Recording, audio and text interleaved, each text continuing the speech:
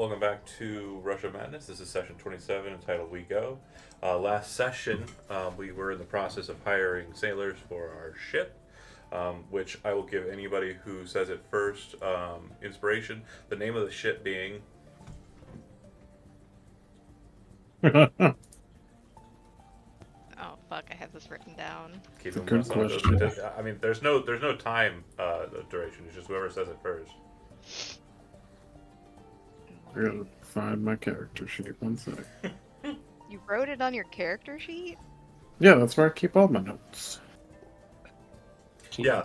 At the end of last campaign, it was really interesting to go into Jonah's character sheet and just go over everything and go, wow, he really was paying attention. I mean, I don't know what it's currently named, but maybe it should be changed to Orlandus's Lament. No. The questing something. Fuck. Questing Bonnie. Mary. Questing Bonnie, yeah, he got it. Bonnie. It is the questing Bonnie, correct. I knew Bonnie. I didn't know what to do. I gave you the first part. We collaborated. So, great. And that's something to take into account and think about with information we gleaned last time. So, going through the situation here, not hired. So, we have a few folks we did not hire. Alan Shipshape, not hired. We got Reality. Reality. We definitely skipped on her due to her winning personality. We had enough of her. Yeah. We're taking an alternate to reality. Yeah. I reject Yeah, your we're gonna bring reality and fiction substitute it instead. with I reject your reality and There's substitute it with my fiction own. and science fiction up here. We skipped on Eolrath. We skipped on Was that the guy? the Metal Arms. Jan. Okay, yeah. Oh. You said he was gonna be me. That's fine. Yeah, and we were getting later in the grouping. Miavar, we hired. We skipped forearm green blue dude. Yeah, we did skip a tan, 4 hands, because we have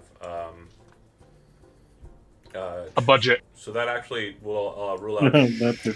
Charlotte, Aaron, Morrison was a maybe. We did hire him, right? Yeah, we want him to be the on the eagle's nest or whatever. Yeah. Bird's So nest. Basically, from our what we'll call E group, we have everybody, but we didn't do a conversation. I believe we start here with Red Agnes. Yes. Yeah. And everyone else is pretty much on hire except for Alan of that kind of squad there. Alan's out. Already forgot his name. Eolrath is out, and Reality is out. We got the noble. We got the drunkard. We got the guy who sells the drunkard wine. We have the not quite a copy of a duelist you already have, but close enough. Did we hire Define? Yeah. Yeah. Because you guys are stupid, right? Yeah. Stop your fucking curse. You mean we're heroes? Look. Let's call it that. Sure. We need heroes. a buddy. Hold on real quick while I put somebody Rose's a bleeding heart. into a channel. We're gonna save her from the consequences of her own actions. Done. All right, and then we have let's see. Hanild Sharp. Yes. And she's your quartermaster, and then our boat's Yep. right is Ekanthoth, the deep one, the The chief best one. Hell yeah. So we haven't met with, but you do have interest in meeting with Asilius and Kieran. And then of E group who are here at the Rock, we have remaining just Agnes. Okay, so let's go ahead and jump into it then. So the red-skinned tiefling, not wearing a shirt, despite it being a bit cold and foggy outside, steps over to your table, sits down in a seat across from Orlandus. Very serious, stern-looking guy, and kind of looks at you and says, "You're wanting to Do what exactly? We are going to do privateering. What country are you working for? Partner. Parnak has interest here in the Jernaran Seas? Not necessarily, but we are working towards that. Okay. So then you don't technically work for them yet? He's gonna hold out like his signet ring, because that's Parnak nobility, right? Yeah. Yeah, like you can tell from a glance. He kind of looks at it like, yeah, that doesn't really say much. I'm trying to build roots here. Through piracy. Because if you're not from here, aren't the Jernaran governments going to be interested in stopping you? Well, right now, isn't that the Denisatfins? Depends on where you're at, really. The main goal is to... Well, yeah, no, the main goal is to get the Denisatfins out, and hopefully the Parnans in. Yeah, I don't think I'm really interested in any of that. Hmm. We don't need any new rulers. We need the old ones back. Who are the old ones? Whoever's locked up in Penford, really. I was hoping you were going to say you were working for the conglomerate or something. But since you're doing it for some sort of outside organization, I'm going to have to pull my application out. Sorry, Mr. Whatever your name was. You have a good one, and good luck with your Parnan takeover. Mm. Didn't even remember your name. Well, I did not tell him. Yeah, so Red Agnes kind of walks downstairs, sits at the bar, and starts drinking. The others kind of nearby or not too far around kind of gesture downstairs, and you see a half-orc and a elf sitting at a table. They look up as you kind of look down, and the elf kind of looks up at you with a smiling gestures. To whoever looks, I don't care. Whoever starts saying they're going downstairs first will be the one that they did that to. I'd go down. Okay. You sit across from these two individuals who you know by name already because they've been introduced to you via Honnold. Asilius was the one who gestured for you to come over, and his associate, based on what you know, is Kieran. Asilius looks at you with a smile and says, "Piracy? Privateering? Your friend, the one running the show, is he serious?" He seems to be enough. It's his first time in his, first foray into it, so... Kieran kind of leans in. "You met with Honnold? Yeah. What do you think about her?" She seems a bit cocky, Yeah, but she does. it could be good or it could be bad. Yeah, I agree. Asilius kind of pats Kieran on the shoulder. Slides his bottle of elvish wine kind of into the center of the table invitingly, and then says, "Yeah, she does seem a bit cocky. I do get that. I agree.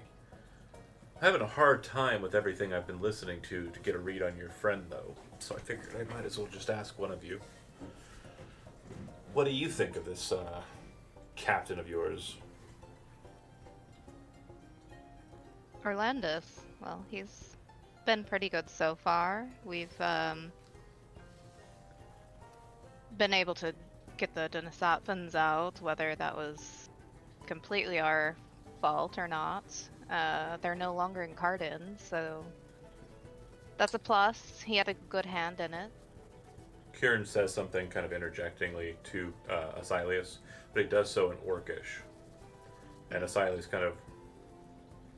No need to hide any words from this one. I think we'll be okay. And Kieran kind of goes, in Elvish, apologies. I was just saying, I, ear to the ground, heard about the events in Cardin a couple of days ago. Almost a 6 day ago. Asilius nods. That was your friend. Sorry, which... Looking at you, he says, the events in Cardin that just recently happened. That was your friend. Oh, yeah. That was him. Us. Opened a portal to the Fey Realm again. That was pretty nice. Got to see home. Oh, yeah. Quickly left, but... Einkrad. Yeah, your accent reeks of it. But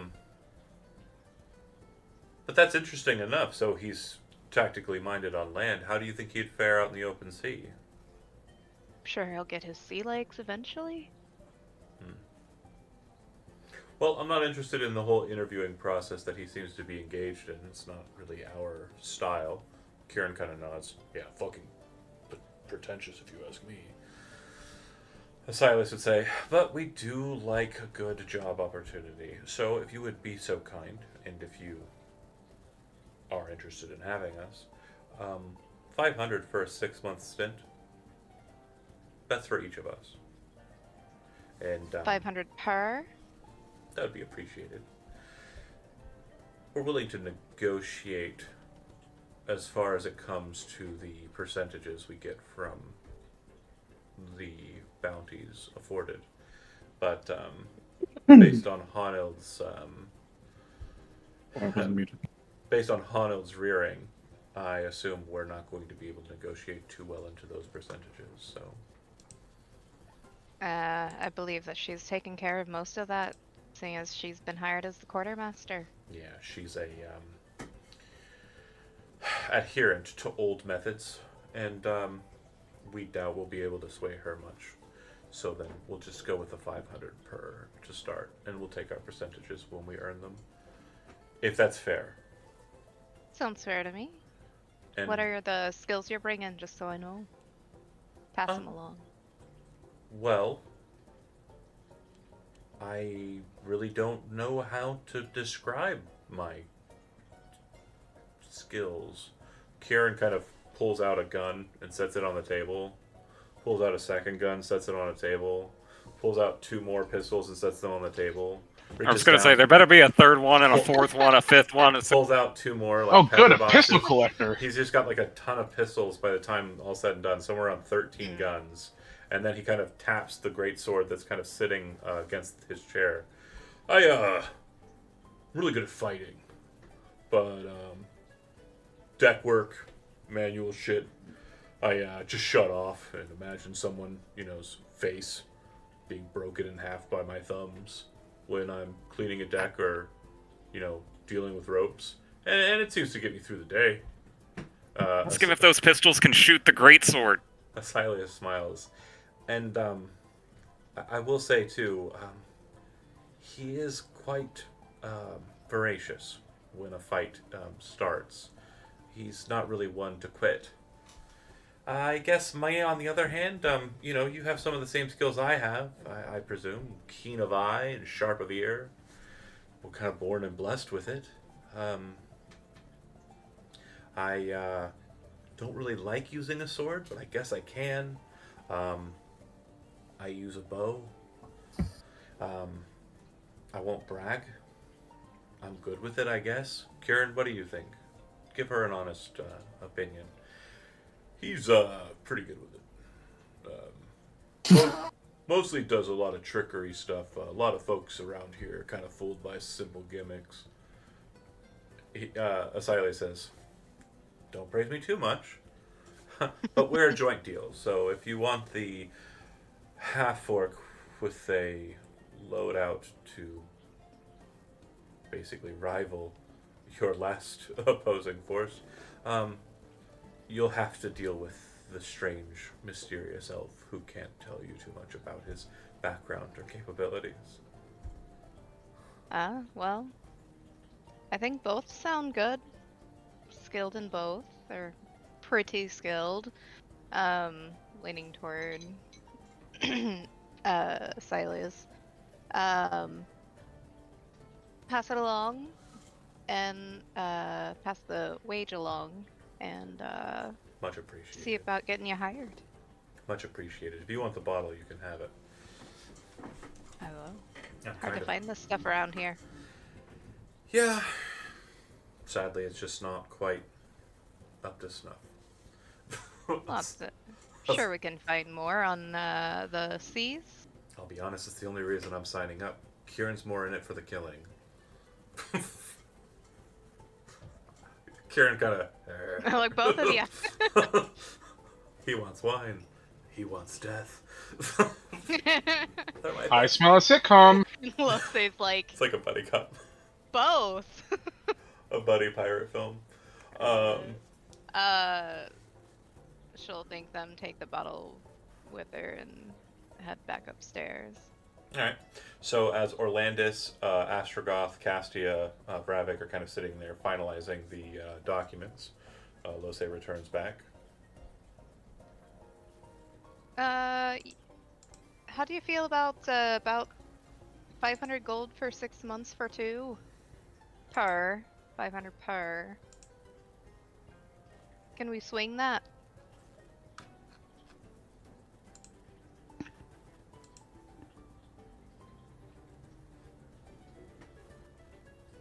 Oh, I was muted, sorry. Oh.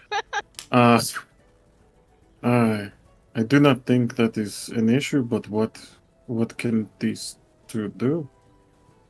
Let's just say their hobbies align. Got one with a nice little arsenal, and then another who's another long-range shooter. Bravik, as she's saying this and kind of gesturing down to the pair, you look down that way, you look at the roster name, you see the name Asilius Gant. Kieran doesn't ring a bell, but Gant does. Asilius Gant is a pretty well-known assassin who actually works for a number of different organizations.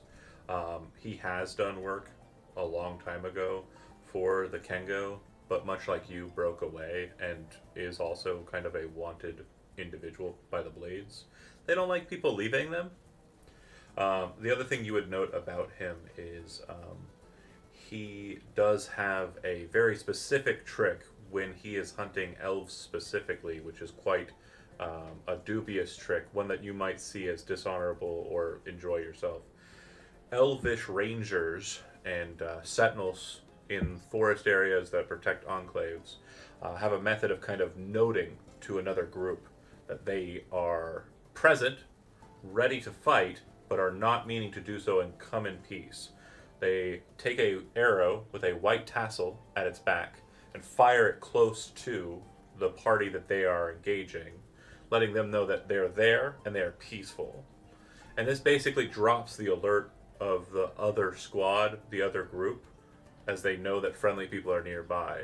And Asilius uses this to basically make them feel comfortable and walk into an ambush and kill them That's with dirty. trickery. Do what you gotta do. I didn't say I didn't like it. It's just dirty. Contract's a contract. I actually have a question about that tactic. Yeah, go ahead. Do all elves do that or know that? Most elves that are in enclaves in forest regions, Mhm. because it's hard to see people sneaking up on you. Okay, that's fair. Yeah, so the riders of like the sands, like the summer elves, they don't give a shit. They'll just ride up on you with massive red horses and tell you to drop your weapons. That's fair. That's fair. Okay. Winter elves do it. Spring elves do it. Spring elves will also sometimes cast spells to create minor illusions that kind of denote a peaceful marker. But the Do white... sea elves just throw a conch at your ship? if no, they're sea elves still use bows. Yeah, Oh, okay. it's something you don't think about, but yeah, like if you have a draw strength underwater, it's gonna work like a harpoon. It's gonna fire. Like, Okay. it's not insanely different. They also So no conscious. use tridents and throw those, or lances. Like no conches, because conches don't Okay. work underwater. You don't make sound really No, underwater. but you can throw it from like under the water. Just What do say you think's gonna Kobe, go? and that you know. Kobe's a Marine. They would never You say could- that. You could also just throw a rock That's also true, I guess. That's more instead of a conch. it's more crocodilian, but yeah. Oh, look over there. So that's brought forward to you, and then Vravik, you know what you know. You can bring that forward to the rest of the party or leave it to yourself. But Lose is asking 500 per individual to hire them onto the crew for 6 months. So I didn't, out of character, I did not notate how much everyone costs. Do we have enough in the budget for that? So let's talk about that. Boxen wrote it down I'll pin it. and put it in the general. Right, I forgot about that shit. Pinned. Currently, you have the Quartermaster, 1,500 gold pieces for the 6-month tour. Akenthos is 600 gold pieces for the 6-month tour. Those are your 2 necessary crew members. Then you have general members, Valen. He's just taking percentage on what you earn. Paulton, feed him alcohol plus percentage. Mikhail is in it to win it, just good old-fashioned murder. And the only crew member that you're actually paying for so far is Morrison, 500 gold pieces plus cut. Okay. Which is the same as what they're asking. Seems to be going up the going rate. Okay, so yeah, we have enough. Got plenty. More than enough. Okay. Alright. I mean, it wouldn't be an issue. Wait, no, I have to say it in character. What are these? This would not be an issue. And Foxton, since you're keeping track of the staff, if you want to go to that same post and just edit it and add those ones, that'd be cool. So Asilius, and I'll go ahead and they're there. That's fine. Oh, and Daphne also wasn't on there, but she's Define. 300 or Define, Yeah. sorry. It was like, She's what, 500? 50 Or gold 3? per month, so it's 300 for the 6. Okay, nice. Not bad, not bad. But then again, we also might just like end up dropping her off, That's also true. depending If we on how make things it go. there. I'm sure we'll be fine. Depends on her attitude. Do we have everyone we need for the ship, or are we missing like 2 more? So let's do the count real quick, because again, it's up to you how many you want to run out with. The needed crew is about 11 per shift. You can do that with 2 daily shifts, or you can do that with 3 daily shifts that are split. So there's like a down period of 8 hours for each of those shifts, so to speak. Running like a buy shift is bad in that it's going to be kind of like an immediate kind of drop off point and like refresh whenever you plan to switch your shift. A 3-person shift allows you to kind of better implement your elves, which it seems you have taken quite a few of in the form of Daphne, Asilius, and so on. So it's just up to you how you want to run it, but typically you need 11 people on each shift, so Would a 3 shift? Yeah, 3 shift would be better for everyone. you can fit about 22 people on the ship. Okay. It'll be tight with 22, but yeah, it'll work. Would we also, like, if we get 22 people, would we also have to sacrifice possible, like, upgrades to our arsenal? No. You're not taking away sleeping space for cannon space. Okay. Yeah. Okay. Do we have cannoneers? Well, you have Vravik, who is knowledgeable in explosives, and I believe you were saying is going to be your prime gunner. Is that right? Yeah, for sure. Okay. And then Kieran apparently has some familiarity with smoke powder weapons. At least a kind of like, it's like a he dabbles, he dabbles with that. Just a little bit with his Yeah, 12. Yeah, just it's a hobby. 13 pistols and a Everyone likes a hidden weapon, 2 or 5. More, And for at least 2 out of the 3 ships, we have 2 cannoneers. Morrison is capable. Or a cannoneer. Morrison is very capable. Again, he can do any job on the ship, as we discussed. Mm-hmm. So we can stick him in the cannons and put Asilius in the crow's He nest. could definitely do the job of serving as a cannonball too. Every job on the ship, including cannonball. Yep. High five, Zach. Bring him into the same place. Including the actual Because cannonball. Fox had worded it as, let's shove him in a cannon. I'd also be interested in seeing how he would perform as a cannon. Yeah. His Fire skin- me, Captain. I'm ready. So Hold me tight and squeeze. the segmentation from kind of where we were getting people to where we are now. I do want to make sure we cover one thing before we move on. Is it truly, Jonah? And I just want to make sure you're not like discombobulating the plan versus what we're actually doing. Is it really the plan to have Parnak be the sponsor of your privateering situation? Because the person you spoke to is not a Parnan representative; he's a Jernaran. Yeah.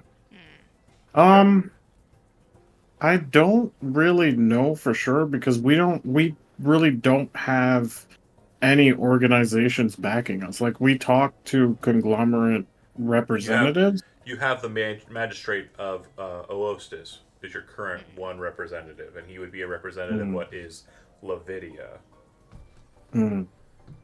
Although technically we're in Anundia. It's complicated. Yeah. So what falls under Lavidia? Okay, cool. Great question. Let's go ahead and snap to the map. Okay. Might change the music. I'm okay with Change the it. It didn't. I'm going to go ahead and change it anyways because I do want the change of pace. Okay, so Lavidia. One section here. Or one moment here, rather. I'm going to try and do a little thing here. I'm going to doodle first with a green hand. Okay, so from here, what draw though? Oh, right, because my mouse sucks. Okay.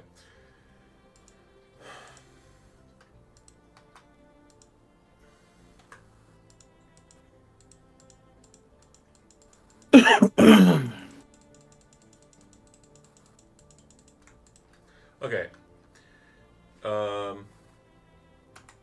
Do you see the green?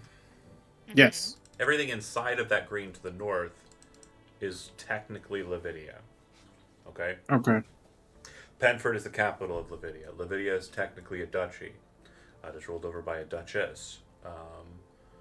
She sits in Penford. As you understand it, again, no new information has come to you, so you are kind of working off of months-old data here. But the entirety of everything west of Penford, the gates of Penford, everything west of that is controlled by an organization known as the Riders of Ionis. The Riders of Ionis used to be the standing cavalry and military for Penford, the duchy. But when Denisotvan started taking over territory in what is now Anundia, your region, and spent the better part of a decade doing so, and then took Fort Ordeal, which is inside of this kind of forest that's cut in half there on the western side. I'm going to ping it. They basically just said, no, fuck no, and they rode east and started taking over all of the townships and the like on the way. And in the process, basically cut off a lot of trade routes that made life in Penford really possible. So Penford has relied on its sea trade for the last couple years, and the Riders of Ionis have basically held a blockade outside of Penford, blocking anyone from entering it, but also blocking anyone from exiting as well. That said, so they're a known force in the region, and they're problematic. Inundia is kind of a strange state of being, and let me explain that in a political sense first let me draw the map. So basically sharing a border with Lavidia.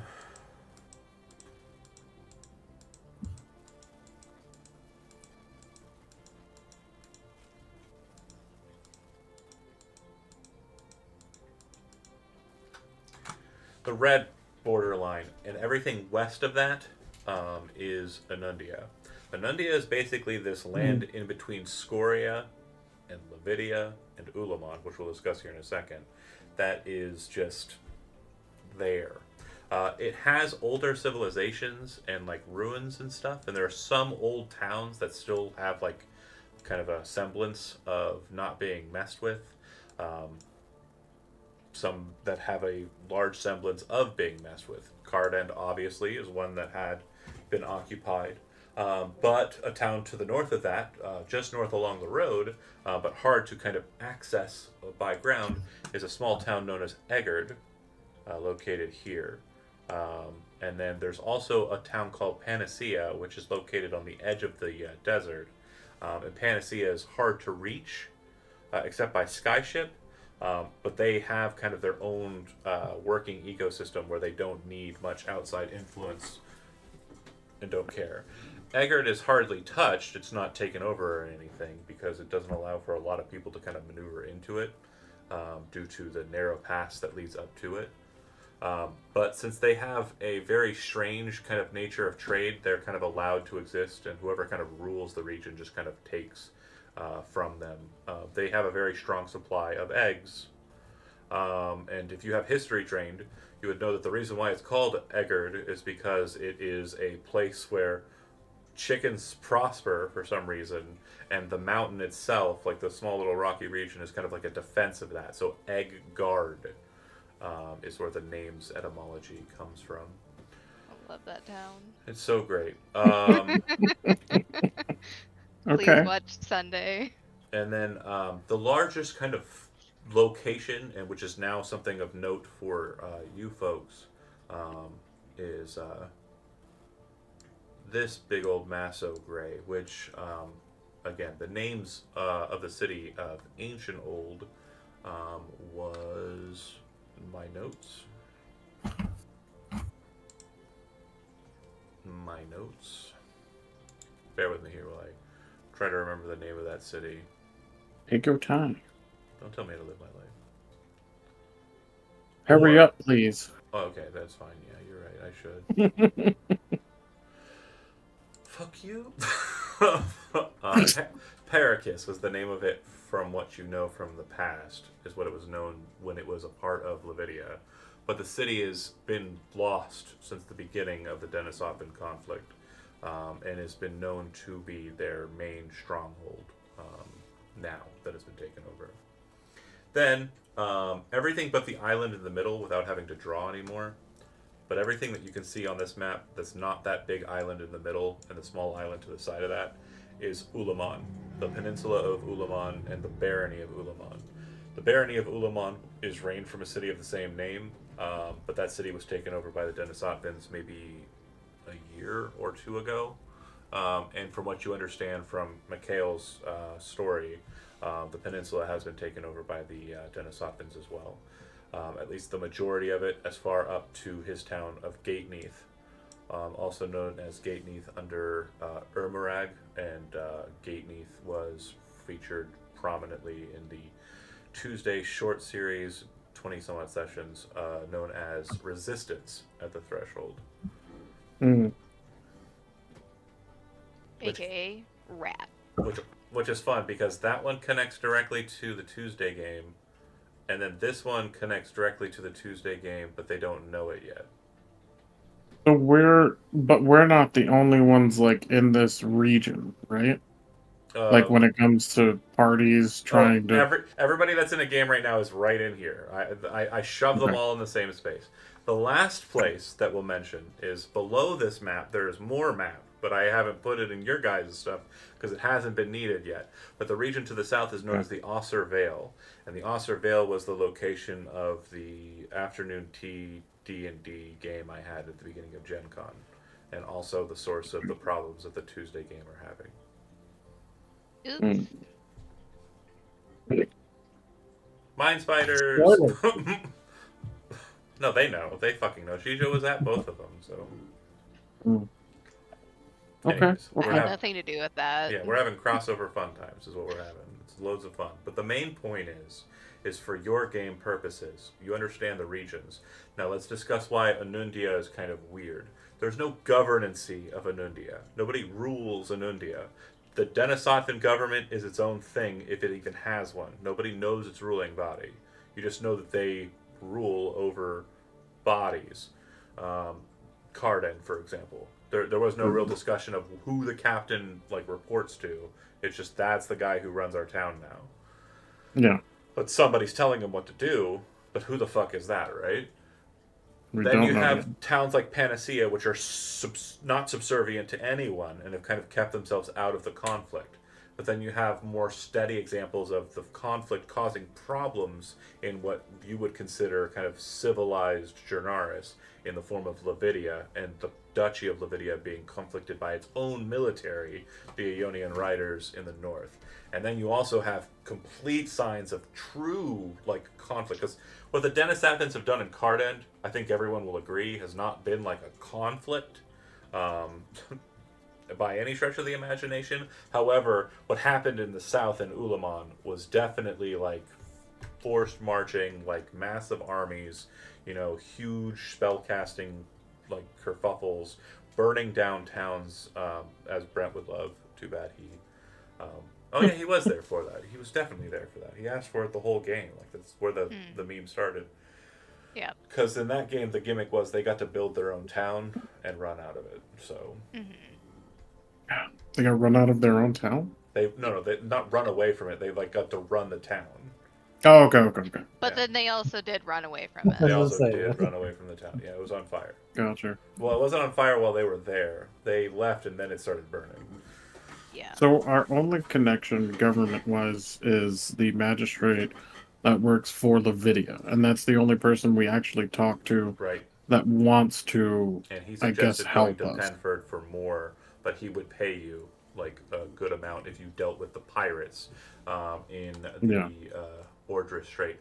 Sorry, that reminds me. The last place in this area, not least important, is Ordris, which is the center. And according to what you understand, for the last 50 years, Ordris hasn't traded, trafficked, or allowed anyone into their island nation state. Like, they have a city-state in there, just the one big city of Ordris.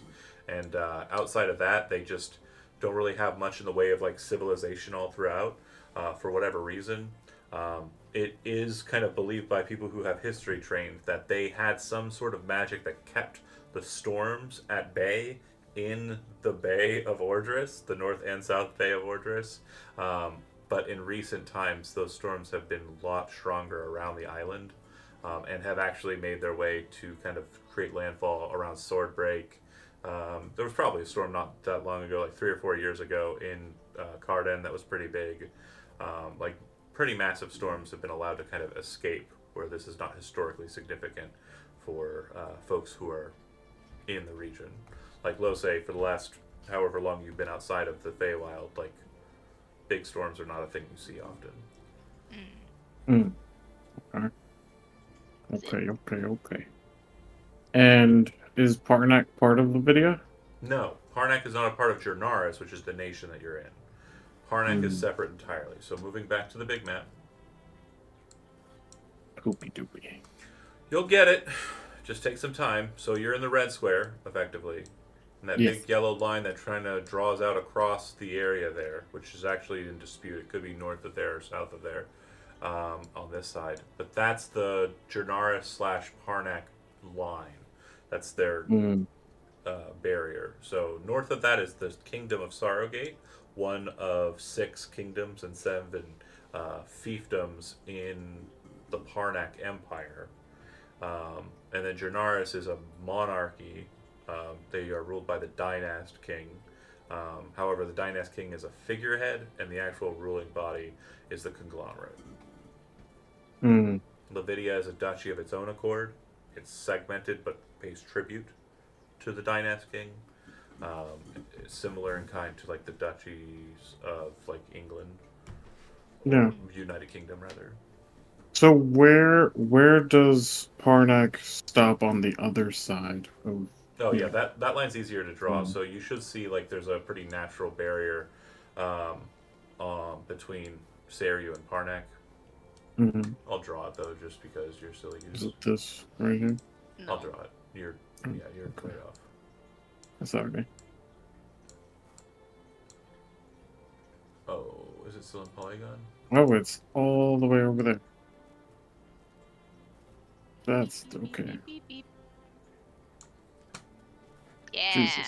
So all of this is Parnak? Yeah. Yep. God damn. It's literally Okay. the birthplace of mankind. Yeah, it's That's fair. Okay. Well, shit. Okay. Looks like a brain. yeah. Also yes. Really does. Really does. Okay. And the Denisotvans are all throughout here? Yeah. So from what you would understand and would be widely assumed, Srednigorod is probably their capital, and it is in a region known as Scoria, to the west of Mm. the well west of you. Basically everything west of New Heisrick up into like that lake here. I'll draw it with red this time. So Okay. to give you an idea of what Scoria is, Is it scary fun time? Sure. Or just scary? Depends on what you find scary. like all of that is just wasteland. Mm. That's pretty scary. It's like Australia. Oh True yeah, that. exactly. Basically, It's just bushland. well, it's like if you mixed Australia, Russia, and hell. Like if those three things were all one thing, that would be You mean- Jernaris. I'm not gonna Okay. make that comment. Never mind. It's fair. So, like, pushing on. You mean Gary, Indiana? I almost shot soda out of my nose. Gary, Indiana, So- Australia, and also hell, and also Russia. With a circus.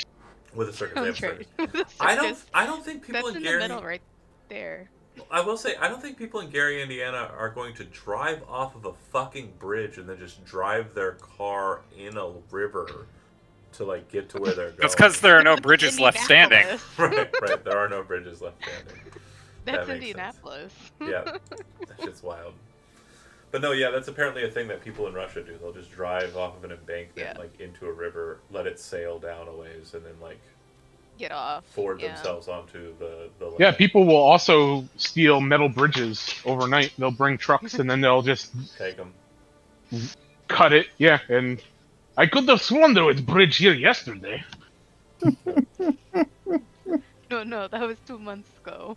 And that's why they have to sail their cars across the river. Right. Yeah. No bridge. No bridge. So yeah, does that give you a better understanding of where you're at locally? Yes. Okay. Cool. But I do have a question about. This is political, but would pushing and gaining territory here in the name of Parnak be like? Would it be worse? Great question. So let's go ahead and discuss what that barrier means between Sorrow Gate, the barrier itself also being known as the Gate of Sorrow, and Jernaris and Parnak's lines. A long time ago, there was a conflict known as the War of Sword and Serpent. You may have heard of it. It's where dragons Never heard of this fought before. elves. The humans that came to side with the dragons continued on to be known as the Jernarans, but in a lesser degree also known as the Denisotvans. Denisotvans are the ones who claim that they are descendants directly of those in the past. Whereas Jernarans, they are descendants of those in the past, they just don't like their history. They're a little bit Okay. more forlorn of the fact that they serve the dragon. The elf humans were known as the Aetens, and the Aetens were the ones who started to form kingdoms. They formed the 6 kingdoms of Sorrowgate, Aegon, Stormloft, Bickaveria, Netton, and Marcheshvan. Marcheshvan is now in modernity known as Rostigar. The Marcheshvans were all wiped out, and no rule that space for a very long time, until I think 200 or so years before, maybe 300, several hundred years before current, but not like thousands of years. The Bear King ruled over, or took rulership over Rostagar with a black blade, Thorn Stachianato's fruit sword. Fun times. Okay. Then that conflict ended, right? And the elves won. Yes. The dragons were beaten back. The matriarchs of dragonkind were entombed in sealed spaces or killed outright, or killed and allowed to escape into one of the 13 gates, steal a demon prince and shove it into the place where their heart had been removed, and then live eternally as a demon princess of greed, in one instance. But yeah, that's what happened at the end of that conflict. But the accord that was sealed and kind of finalized meant that the Gate of Sorrow would basically allow for the men who served the dragon to make a life for themselves in the land that was promised them by the dragons. And that is very important to what you've heard Denisotvan say. The Denisotvan say they are coming to the land on this side of Scoria to reclaim what was promised to them by the dragons. Okay? That land stops at the Gate of Sorrow, the barrier of Parnak. Parnak does not wish to push its line. It does not wish to re-engage in old wars. Jernaris does not wish to engage in wars in that way. Instead, they try to do it in a political sense through the conglomerate, gaining power politically. But that obviously is a trend that stopped not that long ago, 60 or so years ago. So understanding that political understanding that political piece there, nobody kingdom-wise is. It's very much like the world we have now in real life in modernity. They have their spaces. There's really no huge desire to conquer or take over, because there's a lot of other countries who would basically come to their aid. If Parnak moved on Jernaris, Leviat, who also has people who were of the dragon, but not as sloppy as Jernaris, would basically say, no, fuck you, and they would ally with them. And then Cardis would also divulge down into that conflict as well on the side of the dragon. And then if Jernaris tried to attack and take over Parnak, Leviat would be like, fuck no, incorrect, and now I have an excuse to take all of Jernaris, you stupid bitch. And they would then jump into that conflict. And as mentioned, Cardis would very much just kind of fall in line and enter that fight as well. Cardis is kind of a wildland similar to Scoria, but think of it more like Zendikar. I don't know if anybody here is more or familiar with Magic the Gathering. Nope. Just Tom, just for Zach or Foxen. Zach, do you know Zendikar at all? Yay or nay?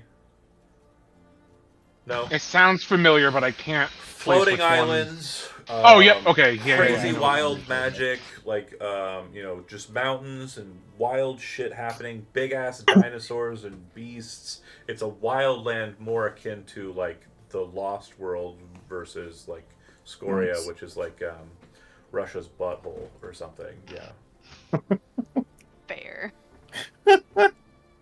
Okay. Gary, Indiana. Gary, Indiana. Tracks. So for this instance, it would just be better to say we're allied with shit, I forgot I had the name. Levidia. Well, who Levidia, are we allied with? Levidia. Or who do we want to be? Well, you're going to in the Penford, and that'll have some like political discussions there. But again, right now as it stands, the only real contract of privateering that you have is with a Levidian representative. Yeah. So Okay. then let's go with that. Yeah, Cool. Levidia. At least for now.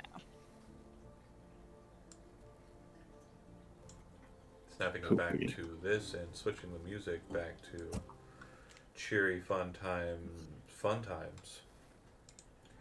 Yay! Okay, so we obviously have gotten all the people for the One-Eyed Rock, so I would assume that there'd be like a long rest present here. And I mentioned too that there are some opportunities for training, and while we continue the finalization of who we're hiring and what we're doing, I want to make sure that these are clearly outlined to you. So if you're wanting to be trained in vehicles, water, 500 gold pieces, and 3 days. And 3 days. Can't be doing anything else while you're doing that. Okay. The other opportunities, now that you've spoken to the One-Eyed Rock, that are available to you if you wish to engage in training for them. Thieves' Tools. And Feat. The Feat takes 1,500 gold to gain if you want to spend it, and 3 days of training as well. Like just a feat? No, the feat that you would gain is Tavern Brawler. Okay. If you have 1,500 gold pieces and you want to spend your 3 days training on that instead. I will tavern brawl you into not doing that. It's a bit pricey, but it's a stat bump and it's also a pretty cool feature to have. Yeah. Well, I'm gonna look it up. Yeah, I What want does to use it my do? little chain. I want to wrap a chair leg with it and hit you with the chair. Yeah, you can fight Thieves' with Tools is 500 gold too, Yeah. right? The tools Okay. trainings are 500, yep. Okay. Oh, sorry, one last one. Nature. And it's 500 and also takes 3 days. You, of course, only have the limitation of, your currency and how long you're willing to stay here. And I obviously have, as we've discussed before, I have predetermined things that happen on the calendar. So as we continue day-wise, shit'll happen. So could be good, could be bad, just depends on what you're doing. I would personally like to add the vehicles water. Okay. Since I already have vehicles land, it Yeah. makes sense. Yeah. I would just go And with then the plus- vehicle First mate. water. That's for me too. Do we get a group discount? No. True. Oh. The no group discount. Does anyone else want to train anything?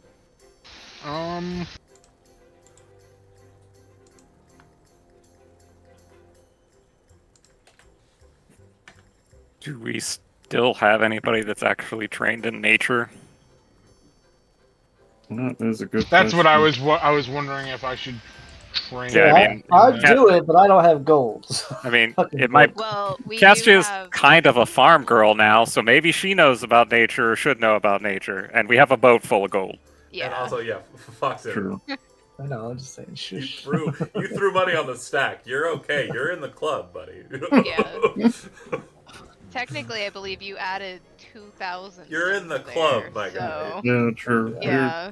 Besides the You're happy chance Gucci. of We do have having our Go ahead. we do have our individual gold Sure. still. Like I have it. I have mine Well, that's separate what I'll from talk party about. gold. This is separate.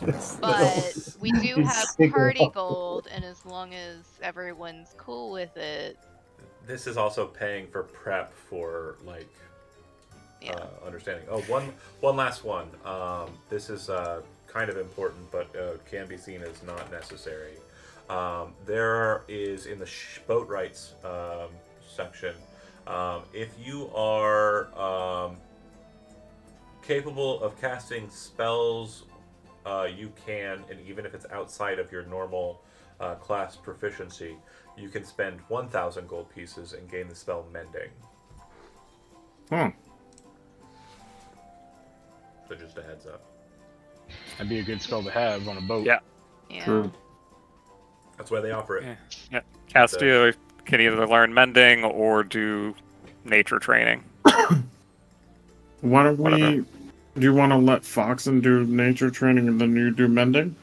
Sure. Okay. Cassia definitely did not pocket 1,000 gold off the boat for that purpose specifically while subjected to cleaning it. That, yeah. Okay.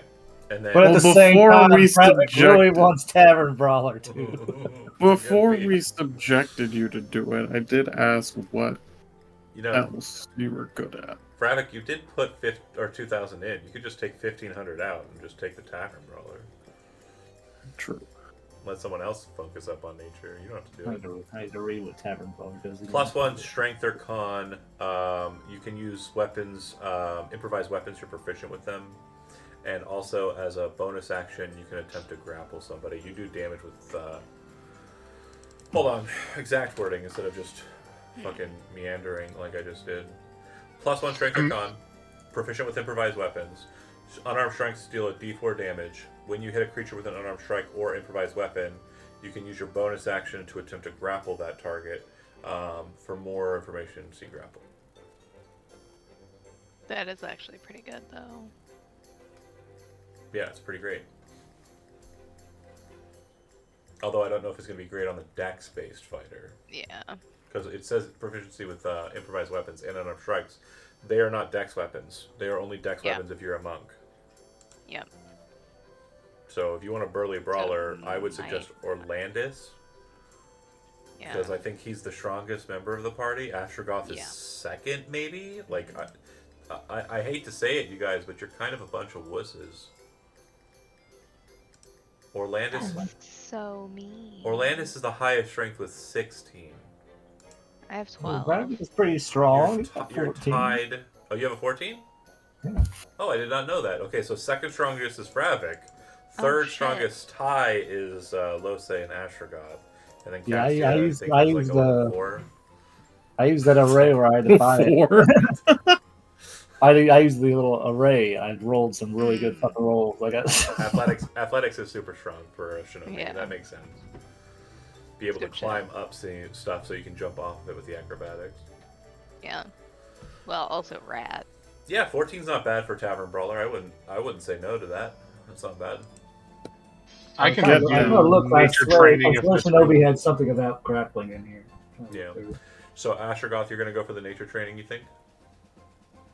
I mean, it makes sense for the Bardley fellow to be more of a skill monkey. So, Okay. but what were the other options again? So it is Vehicles Water, it is Thieves Tools, it is Tavern Brawler, it is Nature, and it is the spell Mending.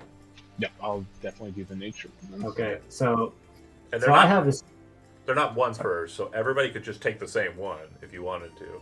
Right. But I figured I don't intend on doing all anything gonna be to all gonna be but- brawlers, dude. All gonna just get that motherfucker. But we can't do like 2 trainings at the same time, right? Yeah, you can. Yeah. Oh, we can? Yeah, you just can't get a discount. Somebody asked for a discount, but yeah, multiple people Oh, can. no, he that means, was a like, joke. Piling up. Oh yeah, you can pile Yeah. up. Literally everybody could be in a class to beat the shit out of people. Like, Ravik.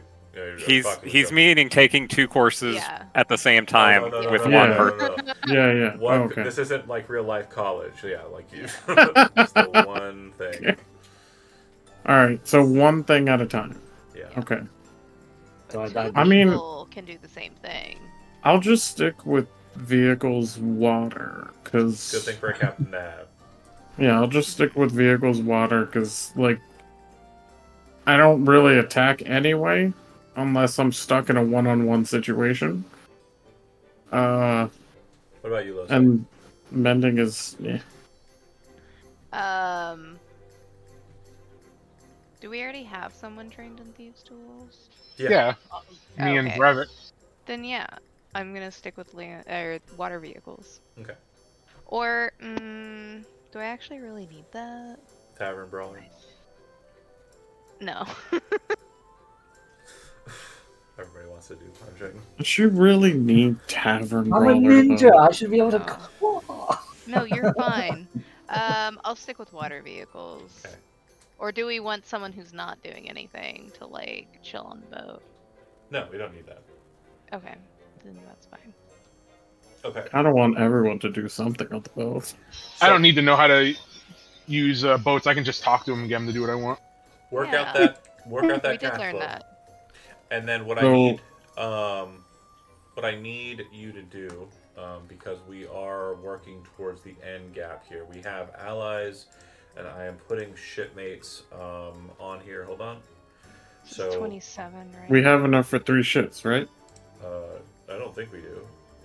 Double checking our numbers here. We have 14 Yeah, we need 6 total more. people, including us. That's what I was going to kind of denote here, since we're kind of moving into. I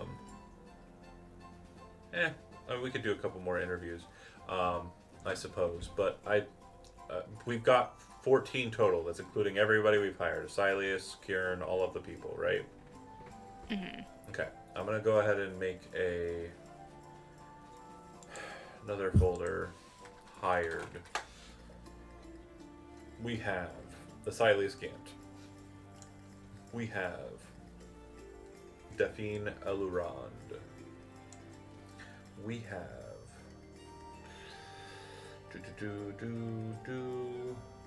Honild Sharp. We have Ikenthoth, everybody's favorite Beholderkin. We have Kjörn. We have Miavar. I don't know if she was on that list either, but she was definitely hired. Mikhail Vine. Morrison. Paulton, Empty Bottle. And Valen Eward. Alright, so we have a total of 6 party members. And then we have a total of 5 party members and 3 retinue. So it's a total of 8. 9, 10, 11, 12, 13, 14, 15, 16, 17, 18. So 4 more people. So pick, or everybody who's not a captain, roll a D. Let's see, 1, 2. What was Miavar's ask? Because I didn't have that written down apparently. Oh, great. Yeah, she was 500. She was baseline. Okay, 500, 6 months. 6 months. And she's just doing general. Yeah. She was the one that wanted violence, right? Yeah. So Oh, yeah. Tom, Elizabeth, Zach, and Foxen. Each one of you go ahead and roll a D10. Okay. Sorry.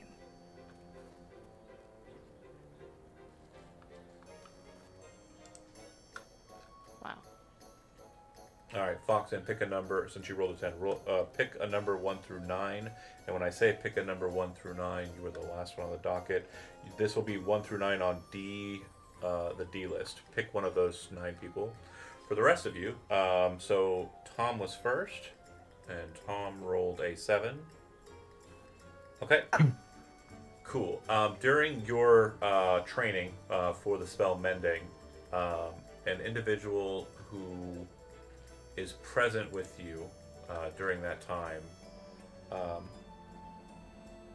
seems to be a person of interest to you regarding their capability in deck work and boat rightiness.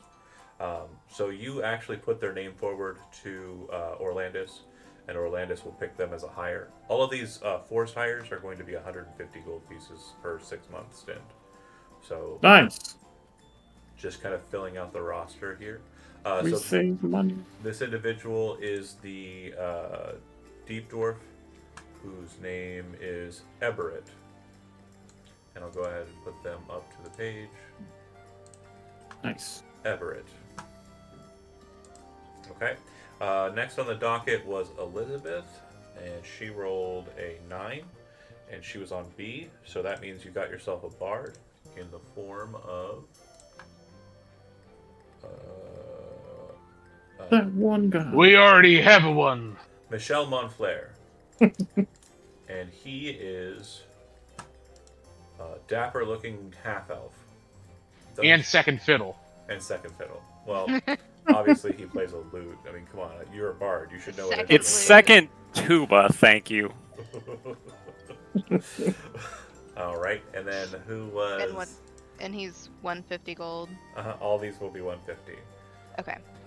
And then Foxen was next on the docket. No, Foxen's last on the docket. Sorry, it's Astrogoth. Or sorry, not Astrogoth. It's Zach, and Zach rolled a 1, and that'll Sure is give how you This is a skip, so I'm going to have to move it to the next available option. I should have had you roll less of a dice because a lot of these people's have already been removed. This will be Patrick. No, it's Patrick. Patrick the Wall. He's a fellow. Oh, he's cute. You meet up with him in your nature training. He's learning a bit about potions and alchemy. Nice. And you also learn that he's a brewer. He got his name because he used to be a bouncer for his dad's establishment, which you learn is the meadery in town. And he doesn't want to be a part of it anymore, so the idea of piracy is something he kind of takes a hold of firmly when you whisper them sweet nothings into his ear. And then which number did you want to pick for the D's there, Foxen? I don't know, I'm conflicted. What are your two choices? D2 and D8. So Elizabeth, D2 is Eric, Idak, twice dead. Do you recognize God. him? Jonah and Elizabeth on D2. Can you throw up? Yeah, sure can. D2. Oh my god. Is that? Edic twice dead. His picture should be up on the Roll20. Oh, I thought he was dead. So No, just- because he's Twice twice dead. dead. Just keep in Come back mind, again. folks. I typically will reuse art assets, so it's not the same character, but it is a Cracked fun. Who is me up, that? though. You don't remember that character? I'm drawing a blank. That's fine. That was Eric. That was Oh, out. that's right. Okay. Yeah.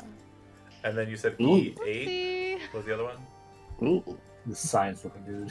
The guy who looks exactly like the Mythbusters dude. Yeah, because I drew him. Yep, Can that's we- what I was just thinking. Can we go with D8?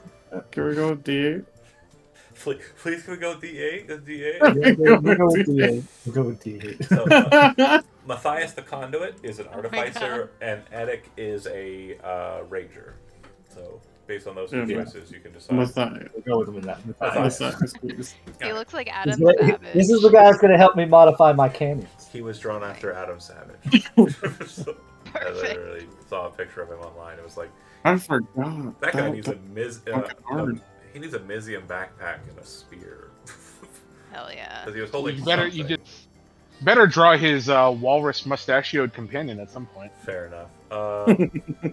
Okay, cool. So then we're gonna go ahead and move Matthias. We're gonna move. Oh my god, why is my brain already not working? Like it just shut off. Patrick. Twice dead. No, he's not coming. Oh, he's not? No, we chose. No, Matthias. we're not. Oh, you we're just not wanted to getting- show him off. No, Okay. he said D2 or D8. He didn't know which one he wanted. He didn't know the history. Oh. He got to choose because he rolled a 10. You actually said otherwise. Okay, never mind. Oh, there's history? Fuck that guy. So we got C5, the wall, Uh-huh. and I think then we got them all. we got B or We A7. got the bard, we got the dwarf. Yep. Yep. Yep. So And I was the kind of person's hoping. 19. Oh, and Michelle. Yeah. Yep. I was kind of hoping we got the Kenku just a little bit. Well, that's fair. So that's what we're going with, and we of course then have your portion of the crew, which is you 5 and your 3 retinue. So we Yeah. and then plus the 3. The homies. They'll count. So then that's 22. Correct. The homies. Perfect. And then after training, go ahead and pay out your cash for the training and mark your stuff as follows. I'm going to move us back to the large map. And the presumption here is that you, I'm going to go ahead and get rid of these lines though. The presumption here is that you folks are, and I'm going to change the music too to something a little bit more stern sounding and like focused. Doom. Bum bum bum. I don't know if you guys saw it already, but I took 500 from the party gold. Yeah, I saw it. Okay. You gotta put over. I Oh, the put name. ORL next to it. Yeah, I see it. That's too energetic. Also, try and put like the episode number. Oh, over gotcha, to the gotcha. side. Okay, It's fine. I fixed it. okay. But you did it right. That's great. I was wondering too, like, should I just do a minus, or is there like another way to do it? No. It's just minus and then the amount. Okay, I got you. And then if you're adding something, you just put the amount you're adding. All Okay. right. It was 1,000 for all the training. No. No, that's all the money that we took out. 500 like, for this skills time. or tools. Yeah. 1,000 for the spell. 1,500 for the feat. Yeah. Mm. Well, I would obviously need to borrow some cash then. Well, yeah. I've You already picked figured it from the out. party loot, Oh, homie. well, thank you. Well, I just opened it up and I was going to do it, but thank They you. are investing in their employees. Yeah. They're making sure you have training, paid training, which is great. And then how do you want me to do the training on the character sheet? To just add the proficiency. Okay. Wait, I gotta add it. Shit. Okay. Vehicle. Obviously, it's somebody who's like really focused, like on Adventure League or something, comes and checks your character sheet. They're going to be confused, but whatever. Excuse me, how did you get this? Yeah, I bought it. How? Paid money With for it. IRL money? I gave them real dollary dues. How much did this cost? Oh, it was just like $5. Oh, okay. Good news. The +1 to my constitution gets me +3. Hey. Now we're cooking with gas. Hell yeah. All players. Put you on the front line now. Okay. Oh, yeah. So Orlandis, you are and that functionally will retroactively change your hit point total, in case you aren't aware. Yes. So that said, we've got an Orlandis token. You see it, I You- see it. This map, from now until another time, is absolutely draw and audible. You can. I normally don't like people drawing on my shit, as long as you're not drawing like penises or whatever. We're fine. But this is your navigatory map. Oh, This is shit. what we're going to be discussing here. You obviously have a couple of goals in mind and things that you wish to engage in. One of those things is, and again, the map is not exactly accurate as to where the Pirates Lord's Lair is located. That is not a one-for-one where it is. It is Well, somewhere it's also in... on a ship. Yeah, it is a big ship. So somewhere in the strait is the Pirate Lord's Lair. That's obviously goal one Mhm.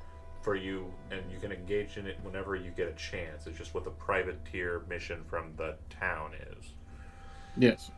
Goal two... So the main... Oh, okay. I'm just making sure I understand your goals as we understand them. Goal 2 was to arrive in Penford, and the reason to arrive in Penford was to gain more legitimacy as a privateering segment. Okay? And then goal 3, and I don't think this is a goal anymore, it's already kind of been written off, was to travel out of this map to Parnak for the purposes of visiting Parnan families. But again, that's entirely up to you if that still remains on the docket or not yet. So, that being said, our goal is to find the Pirate Lord's lair and destroy it. That's 1. Yeah. 2, arrive in Penford. And then 3, question mark, question mark, question mark. And then step 4 would be profit. So, with those goals in mind, start planning how you want to travel. Can I we see. add a sub-goal You can do whatever to you goal want. 1? So imagine this is a map you've lined out onto a table. You're seated in the boat or on the boat, and then if you want, as we're kind of setting this up, if you wish to invite any NPCs, just tell me who you want to be there, and I'll be there, and then we can just roleplay this out. Okay. I think if anything, I would invite Define and what's her Hanlid. name? Yeah, Hanlid. Oh no. Hanild. Anu. Hanild. I would invite them because this would involve the both of them the most.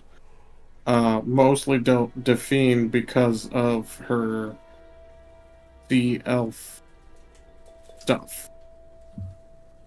So, like, anywhere from where we begin to where we decide to go, we can be attacked by sea elves. Yeah.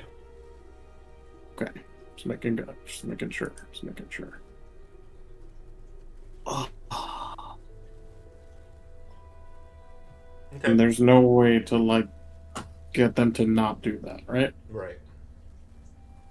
Shit. Okay.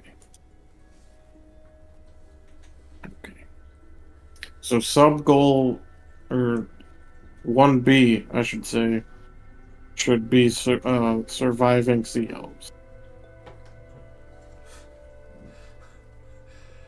Surviving sea elves. Okay. Yeah, and then when we get to Penford, if we get to Penford, I should say, is there a way that That's Orlandis? You want your captain. Yes. Is there a way for Orlandis to magically connect with his family? Yeah, sending spells. Like, okay. There's other forms of communication long distance that aren't. Is there a video chat option? It's not quite a video chat, but magic mirrors can be used. Yeah. Okay, cool. That's cool. I mean, yeah, that's pretty much it. And then I guess for 3A or 3B. Focusing into role-playing mode, though, just shifting gears because Okay. We're still talking in a gear-like setup. So I just explained it as a DM and kind of outlined the scene. We're in like the navigatory room at the table. Map is out on the table. You've invited Daphne and Honild to the group, and the party is present as well. So just that's the scene. My NPCs are kind of towards the back. Honild is standing close or near to Orlandis, and just waiting for him to kind of take charge. Okay. I'm gonna use black for drawing. So yeah, he just says, Daphne, anywhere on our path, we can be attacked by the CEOs, yes? Undoubtedly, yes. I'm so sorry. It won't come up as much if nobody messes with me or touches her. So they will not attack us if we leave that stone alone. If you leave me alone and my items, yeah. But do they... Fire just looks away like... And do they know where you are right now? Well, they know I'm here because she kind of gestures to, yeah, and says, so yeah, they might come soon. They might not come at all. It just depends on where they are in relation. Mm. And I can't say for certain. But you don't have to worry about it. If they do show up, I'll just go with them.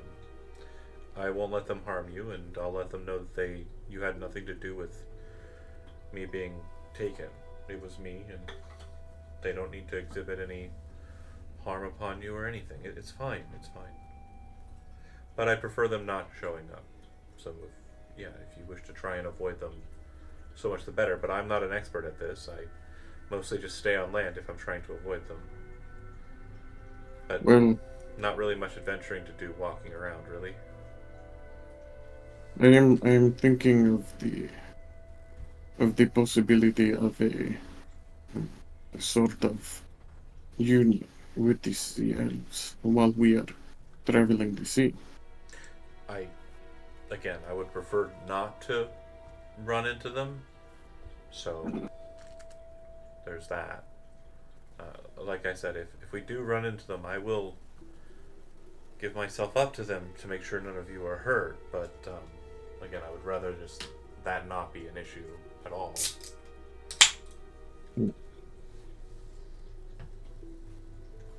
Remember, if Daphne is caught out by the sea elves, they return her to be married to the prince. Yeah. Were the sea elves present in the War of the Serpent and Sword? That's so long ago, it doesn't matter. It's not really terribly functionally necessary to be involved here. Damn, okay, never mind. But yeah, all elves basically were. Okay. So there's no like chance we could use them to help us fight the pirate lord. I don't know, man. If you have a plan, go for it. But again, I don't know where I'm not advising you on this. To me, it's a pretty dumb idea. We could try. Define, do you think the sea elves would care to help us with our So, big water issues? I don't know why you're focusing on something I'm trying to avoid. I'm gonna go. I'll be elsewhere. If you're planning on using me as some sort of bargaining chip for the sea elves, this may not be a journey I'm interested in going on. It is just a thought. I was not planning on Okay, well, if I'm forcing only you here to do that. to hear things about the sea elves, I really don't know how to avoid them out on the ocean. That's something you'll need to worry about, and I'm really not interested in seeing them again. But like I said, if I do see them again, I will give myself up so that none of you are harmed. That's fine. And then she'll kind of move towards the door. Hanel will lean in and say, "It's probably best that she's not here. She's just a crew member." Okay. Did she leave? She's doing her best.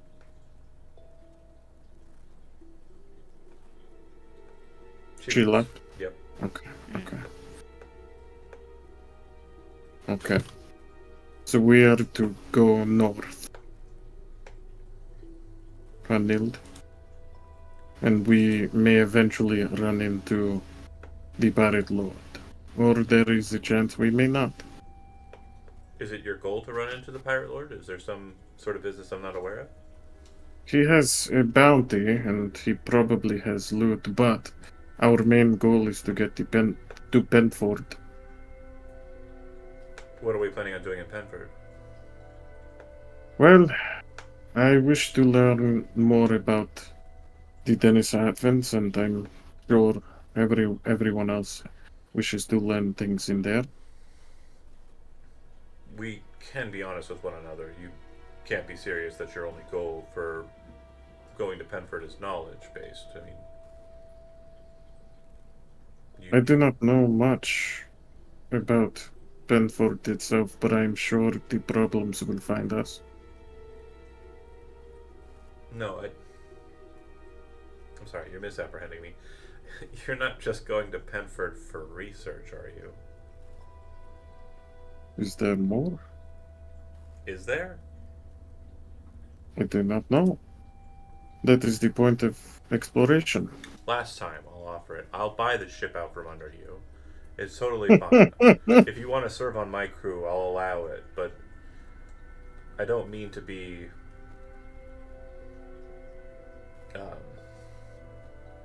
I don't mean to be rude, but you have to have some political purpose for going there. You're a privateer. You're saying you want to do work for the country, and you're going to its capital, and the only reason you can think of going there is for information. Well, the point is to rout out the Dennis Advents. I cannot do that without knowledge. Kyle was also interested in going there, I believe. I don't know why he was wanting to go there, but that was one of them. Probably because it's the most surefire way out of the country, but I think we could probably talk to him into sticking around if we end up there, so long as we have a good plan. Gestures back to Orlandis, kind of like sternly with a confused look on her face, like she's waiting for a shoe to drop in your brain, and it's not happening. I'm alright. He's just a boy. Okay. Can someone explain to me that gets what he's trying to put down here?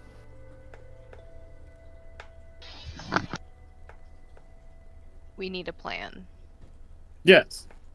And we were going to Parnack for information. Penford. Not Parnack. Yeah. Penford. Yeah, Not aren't going we to Parnack trying? anymore. Aren't we trying to get? We were full going of to rich talk to the nobles and conglomerate. Foxen, say what you said again. It's the capital of the region, full of nobles and merchants. Surely, there's something in the region you would want to do. Contracts, Oh, yeah. What was pirating. the first thing? The first point of discussion we had regarding your privateering business. Who are you privateering for? Lydia. We need powerful fingers in the pocket. Hanil will say in response to this, well, I don't suggest coming to them as paupers, asking them for a handout. If it's your goal to go before the Council of Penford and the Duchy, it's probably best we bring them something worthwhile. Maybe something we Pirate Lord sounds pretty good. Exactly right.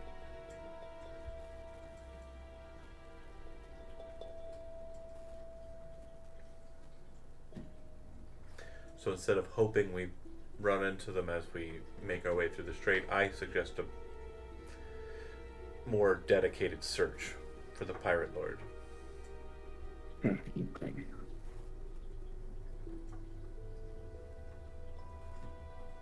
And out of character, if anybody has any ideas based on everything that's been put to the table so far, feel free to stress those ideas. Otherwise, it'll probably just be a raw dog kind of boat in the strait, kind of searching for shit. The magistrate wouldn't really know, like, where exactly the Pirate Lord is, right? Nope. Well, we know the general We area. know his last known location. So. Yeah. Yeah. And it's a massive fucking ship. So if we went through the strait right here and just zigzagged up and down the coast. Okay. So our Lots of search pattern. first order is to fight the Pirate Lord. That's our first order of business. Well, okay. our first order of business is to find the Pirate Lord. True. Then maybe fight him. Okay, so Okay. If nothing else, I will go on a dinghy and assassinate him. throw out onto the table what we know about the Pirate Lord so far. It isn't much, is it? All He we has know a is big, that giant ship that's made of a Yeah. bunch of other ships. And can apparently make ships out of nothing. Yeah. Isn't he also helping cut off the Denisovans from moving further? Mm-hmm. Which is a good thing and does align with our values in some ways. But also, in a sense, is antithetical because they're also cutting off trade for people who aren't under Denisovan rule to Right. Lavidia. Because Yeah. it's like all Yeah, trade, the right? trade is theirs. You pay Is or it- you are forced to pay. But what's the other Yeah. thing we know about them?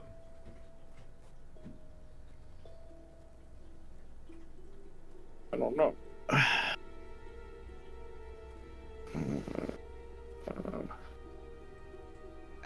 Pirate Lord, massive barge, create ships from the frame.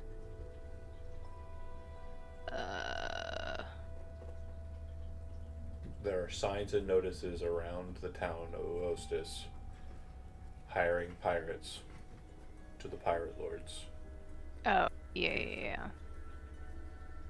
So he is very much interested in increasing his power as well. Yeah.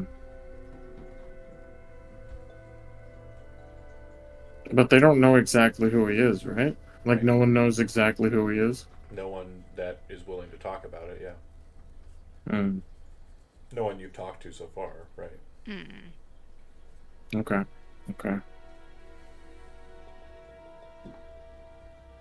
Is it... I mean, we wouldn't know if it's necessarily the Pirate Lord himself that's, like, stopping all trade, or if it's the name of the Pirate Lord that's stopping all trade now, right? Pretty sure it's the Pirate Lord stopping all trade. Mm. That sounds like something a Pirate Lord would do. Or have a lackey do. Or have a lackey do. Yeah. I mean, the first thing that comes to mind is to have someone try to get in and then get information out to us, but that takes time. Yeah.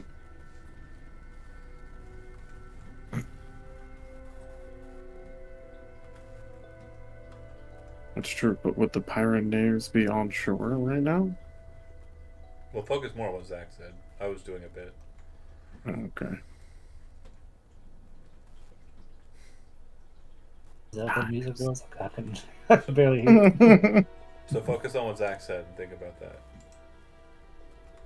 Well, we could always do. I mean, we're on a boat. We could always waterboard people for information. Well, no, we could pretend to want to join the Pirate Lord's crew.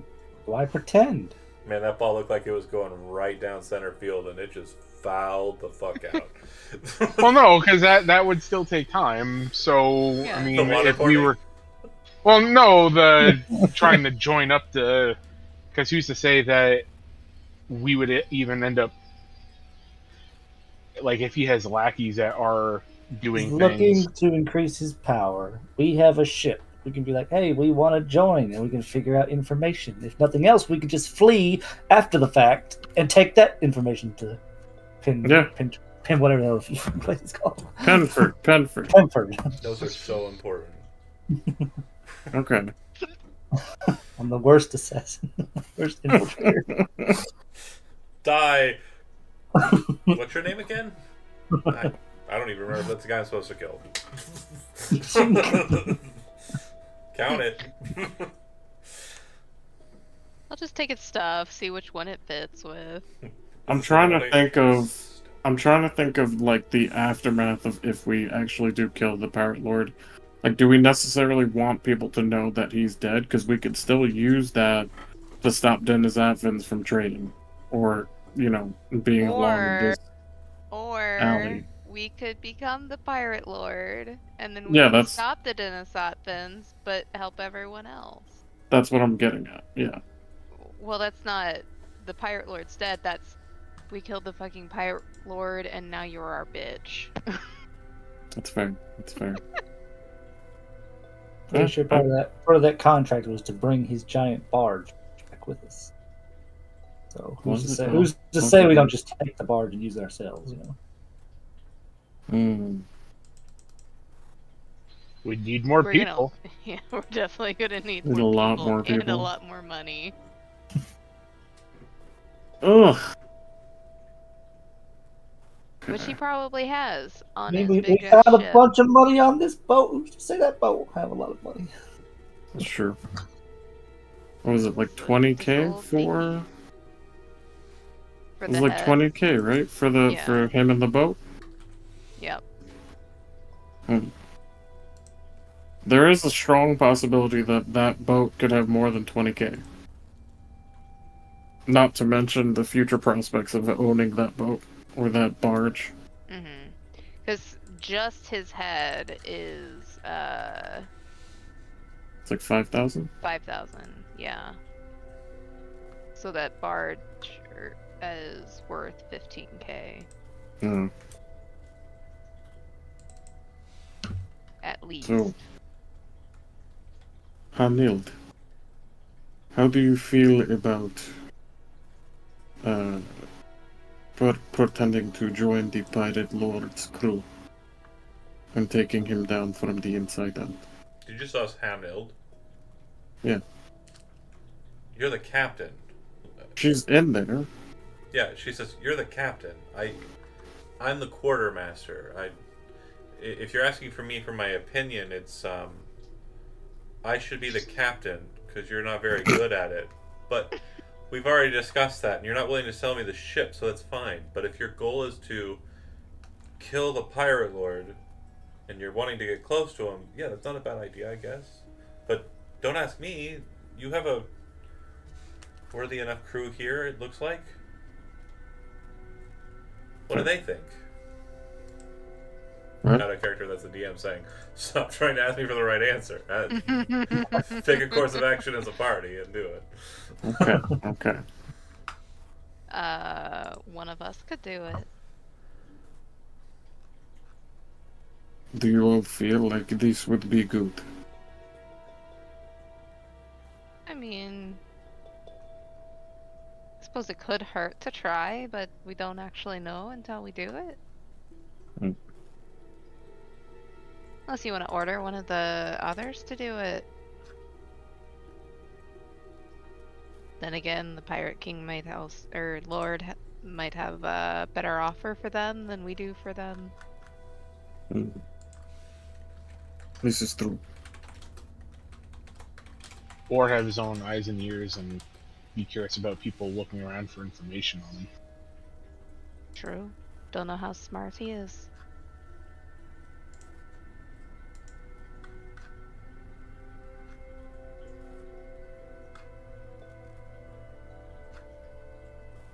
But we cannot go to Penford empty-handed. True. We should at least, suppose give it a go. At least find where he is, if anything.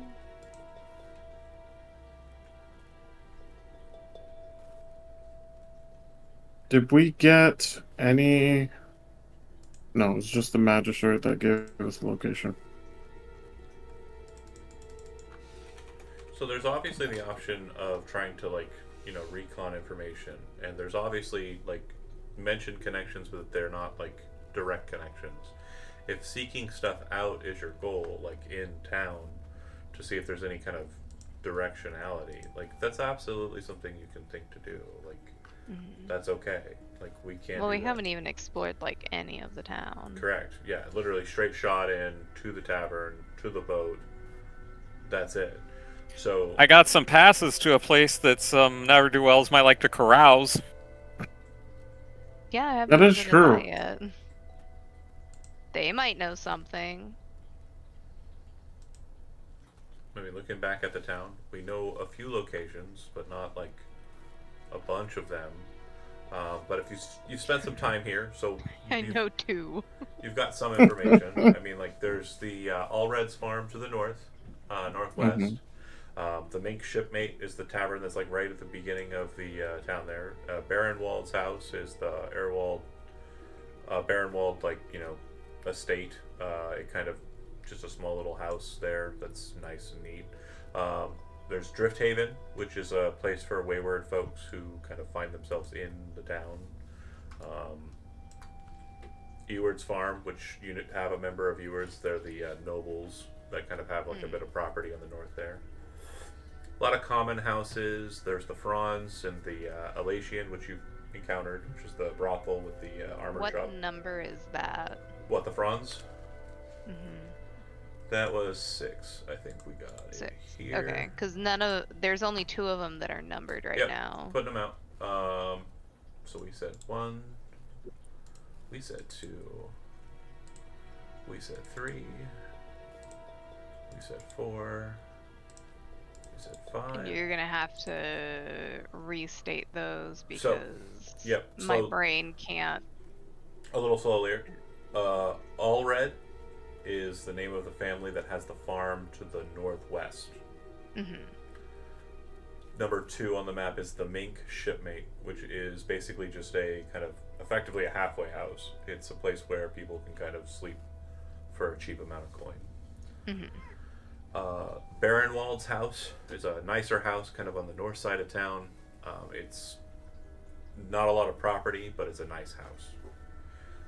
Drifthaven is 4, but it also kind of reels into a lot of the properties kind of here and here. Oh wait. Mm-hmm. Here and here. Basically anything that's really connected to it by bridge is kind of a part of it. And it's mostly for wayward folks who kind of end up in town and don't have a place to stay. That's either by land or by sea.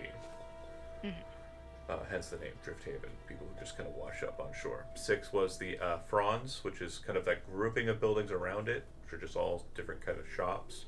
And the Alatian is the brothel that's underneath the armor shop in the center of the Franz. What was 5? 5 was Eward's farm. Eward's farm. Yep, and you have Balin Eward as a member of your company. Yeah. More properties and such.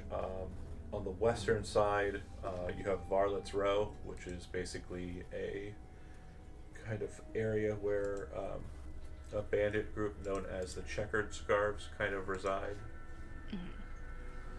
And Varlet's Row, their main property is effectively a smoke shop in the center there. The Somber Is City. that Oh, 7. 8 was that. 7 What's was 7? it's common houses, but it's a very large number of things, so I'm just not gonna mark it. Okay. Don't worry about there Sorry. being a missed 7. It's Okay. yeah. We have the Somber Sit Eatery, which we've discussed, and that's number 9 here on the map. Snapping it over there, and it kind of actually entails all the buildings on that south of that building. It's just all of them. Let's see. You've walked past the smithy. We've actually named it as well, Allen's Smithy. That's number 10. 11 is marked. That's Town Hall. Yep. 12 is a fishery. Yawn. 13 was a general shop. 14 is similar to 7. We won't get into it. 15 also the same, but different. But yeah, not worth mentioning. 16 is the captain's warehouse, and we'll put that there. And the individual is known as the captain. He is a tabaxi captain of a ship that is not present here at current, but his warehouse is there. Is he a vampire tabaxi? He is not. Allegedly. Because he's dead now? He's not dead. There's a bunch of warehouses south of that that warehouse that are not owned by him. Let's see. We already got the Moldy Horn. Number 19. Number 20 is the Temple of Arioman's Light. It also serves as a lighthouse. What number was that again? I'm sorry. 20. 20. Bottom left. 20. Gotcha. 17 and 18 are common. Okay. Yeah, basically, yeah. If you, Okay. well, 17, 18 are warehouses, but again, they're specific warehouses, Yeah. so I'm not nominating them. Then 21 and 22 are more houses and warehouses kind of on that south side. The last one of note for you will be 23, which is a library. The library. It's right there on the shore. It's a armored fortification kind of set against the waves. Okay, so that said, the time that you've spent here, days in, you would have learned 5 rumors of note that are of import. Number 1, there is a Magier that still lives here for the conglomerate, but he does not actively practice magical law or law enforcement. The Magier's house is on the path just behind the temple, and it leads up a high hill to a waterfall that descends into a cove that enters into the ocean. He's kind of left to himself, although rarely he will send down a magical servant, a automaton, to collect groceries for him. Rumor For number him. 1. Rumor number 2. There's a location off the coast just south of here known as Pincer Island that is said to be a reputable or disreputable location for pirates. It is believed that most of the pirates who have joined the Pirate Lord's efforts end up on Pincer Island.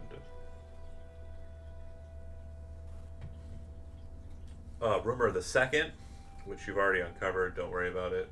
It's the One-Eyed Rock is a pirate tavern to the east. Number the 4, about 3 days before you came here, a ship believed to have been pirates crashed at a lighthouse about a half a mile to the west, just down the coast. It's an old rocky cove. The lighthouse there is not said to still be functioning, but it is believed that the lighthouse was working that night. Some people had said they had seen it lit, and that's the reason why the ship ran aground, because it thought it was entering a cove that had no rocks, but it entered into the cove that did have rocks. Quarter mile west. Quarter mile west. Yep, just along the coast. If you just follow the shore. Okay. And then rumor the 5. There is said to be an underground, not related to the checkered scarves, but an underground society of individuals who deal in illicit black market trading. But you have no idea where or who you would need to contact that. That is, with the exception of Ravik. You have a lead on that, and that lead is that it appears to be related to Ganulf's Fishery, which is number 12. The name of the underground market is known as the Zuvis, which is the Jernaran word for fish. Just like the Jernaran word for port is Uostis. One more time, what was the name of the fish? Or the Ganulf. fisher? Ganulf's Fishery. Okay. No, the Jannar word, I'm sorry. Zuvis. Zubis. Okay.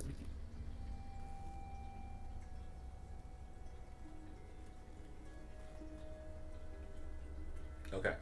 Those are the 5 rumors you'll have that are just kind of gleaned from your training time and your downtime there. And then at the end of your downtime, you can decide to follow up on any of those rumors, or we can move back to the big map if you want to kind of trace out where you're going. Can we do all the rumors? Do what you want. Just Do talk all the side quests. I'd At say the same time? talk as a group and discuss like what folks Yeah. are wanting to do, or fight amongst yourselves. Fight. Well, we know number 3 of. Okay. Great place. Can recommend 5 stars on Yelp. Let's see. I would love to talk to the conglomerate mage here, but I have a feeling it's just gonna be like Victicus, where some Orlandus knocks on the door and then he's like, man, and then closes his fucking windows. Could be. The pirate place, I feel like that would be really good, or Pensar Island would be really good for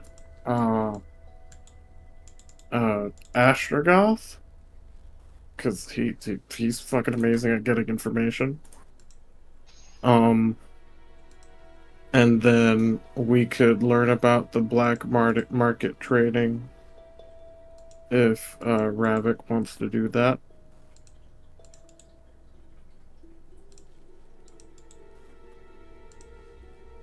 Or And it then looks like we he could- wants to look at the shipwreck. Yeah, we could do the shipwreck too.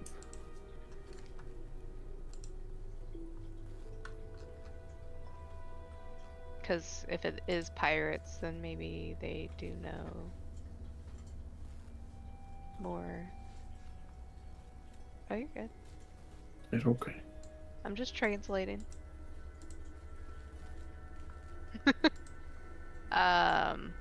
Yeah, we could. I think following at least one of the leads for the pirates specifically, not necessarily the underground society, Okay. would be a better option. Just to get more info about the pirate lord.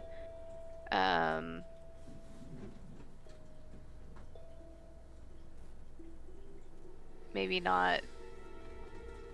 The Pensar Island seems more risky, but could also be higher reward. Whereas the ship crash could also just end up being like they're already like fucked off and left. Hmm. How long ago did they crash? It So was 3 3 days days before you got before here. we got there, and 3 we've days before. been here for 3 days, 4-ish, yeah. Mm, 4ish. okay. Mm. Mm. I mean, I can look into the fishery if y'all want. Yeah, like it's not a bad idea. I just don't know how much info we would get from it. It's one of those like more unknown options.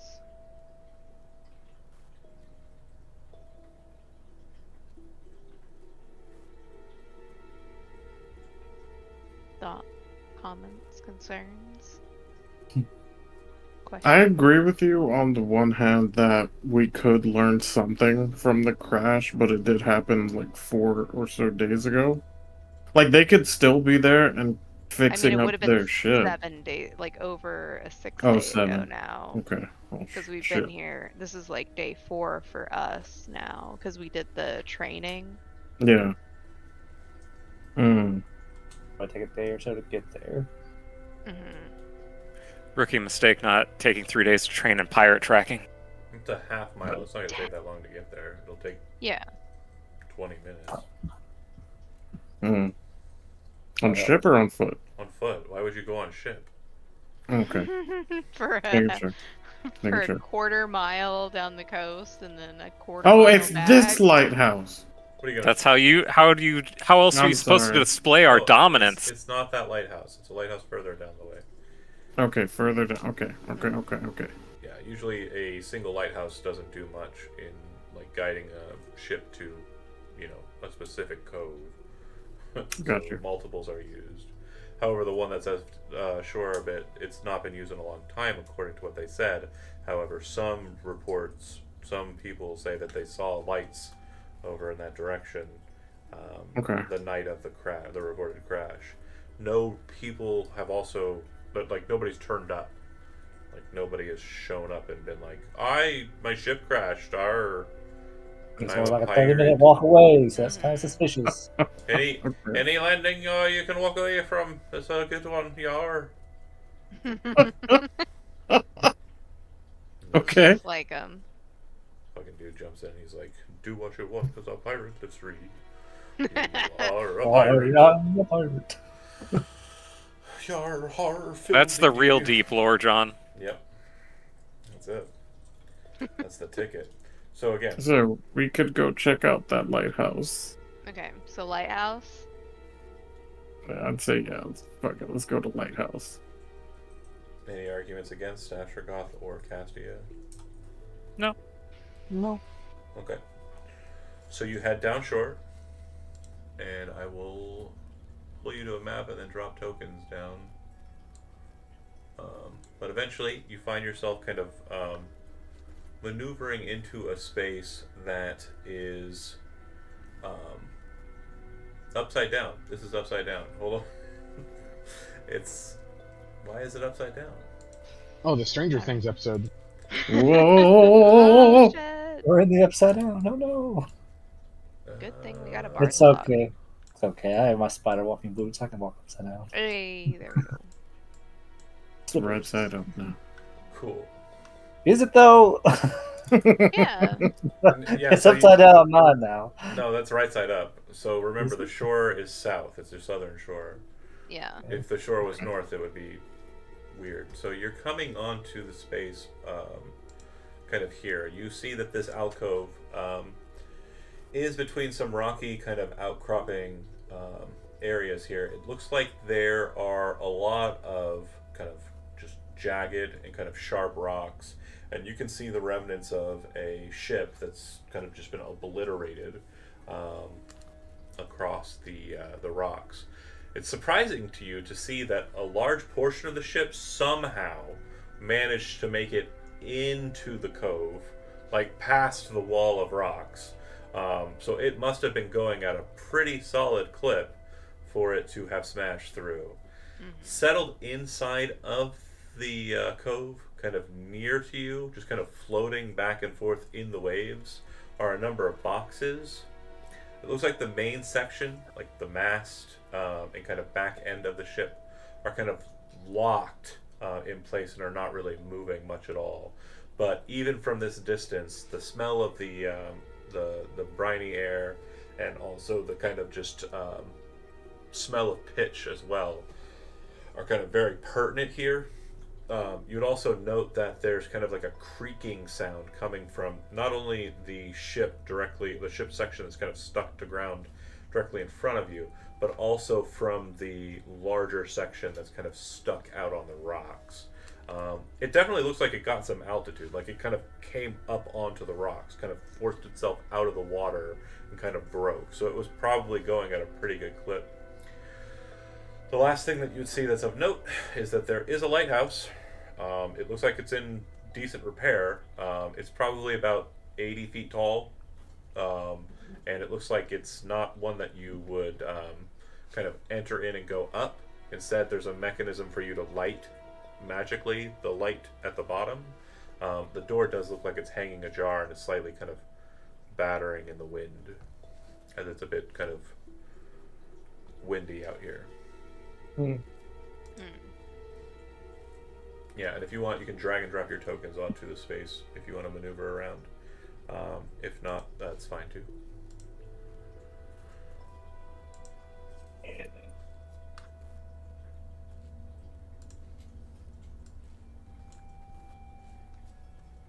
So we have some check out the lighthouse and then some check out the remains of this boat.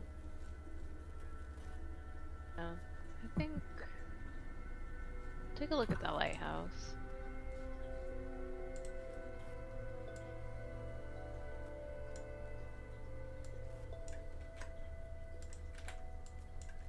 Because the door is ajar. Yeah. No, it's a door. God damn. Yeah, it's not a Kettleborn, Elizabeth. I'm sorry. Oh, we got So- confused. It looks jar-shaped. Okay, Like so a cookie jar. as you move to the door, this gives you kind of a perfect view of this kind of back side of the area here. Kind of near the rocks here, kind of like right on this cliff, you can see what appears to be a bloated dead body. It almost looks like it stopped moving or died from its position, like clinging to the top of the rocks with most of its weight kind of over the cliff edge, and its feet kind of dangling off the end. Does that make sense? Yeah. Almost as if it died. Its last gasp was the struggle to get up, and then that was it. Yeah. Same. For some reason, it couldn't make it up, and it just didn't have the wherewithal to fall. You'd also notice that it's bloated, and it definitely has kind of like a wet look to it. Interesting. Like it's been in the sea? Or has it just been splashed?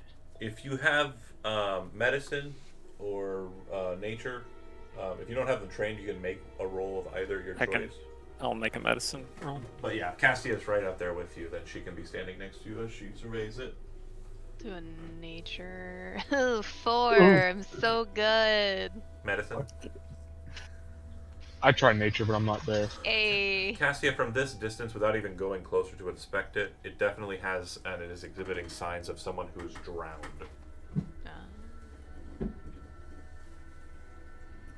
I don't know how they got up here if they were already dead in the water.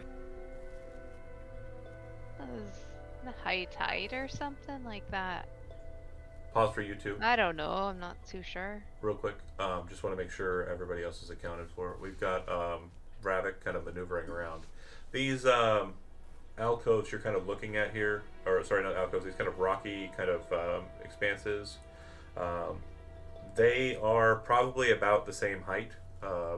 Give or take a foot or two. So it wouldn't be too difficult to jump from one to the other if you have at least a 10 strength, which we've covered. You have a 14. So you'd be fine hopping from one to the other. And also the thing about the tops of them is they're not terribly slick with rain or with ocean spray. It looks like most of the ocean spray kind of buffets off of the side of them. These being somewhere around 30 or so feet high. So just so that gives you an idea of how far you're looking at down, 20 or 30 feet high. Okay. From your position, you do see that there is a rope that looks like it is pinioned or pittened to the top here that goes all the way down to the water. to kind of a still location, and at the bottom of it, you see two things settled on the rocks. Looks like a chest with gilding kind of around its rim and top, and laying next to that is a dead body of a human wearing kind of piratey looking clothes, like your stereotypical like striped pirate shirt and like bandana, and it looks like his hand is kind of reaching for the gilded chest, and he looks like he's drowned, bloated, and kind of purplish.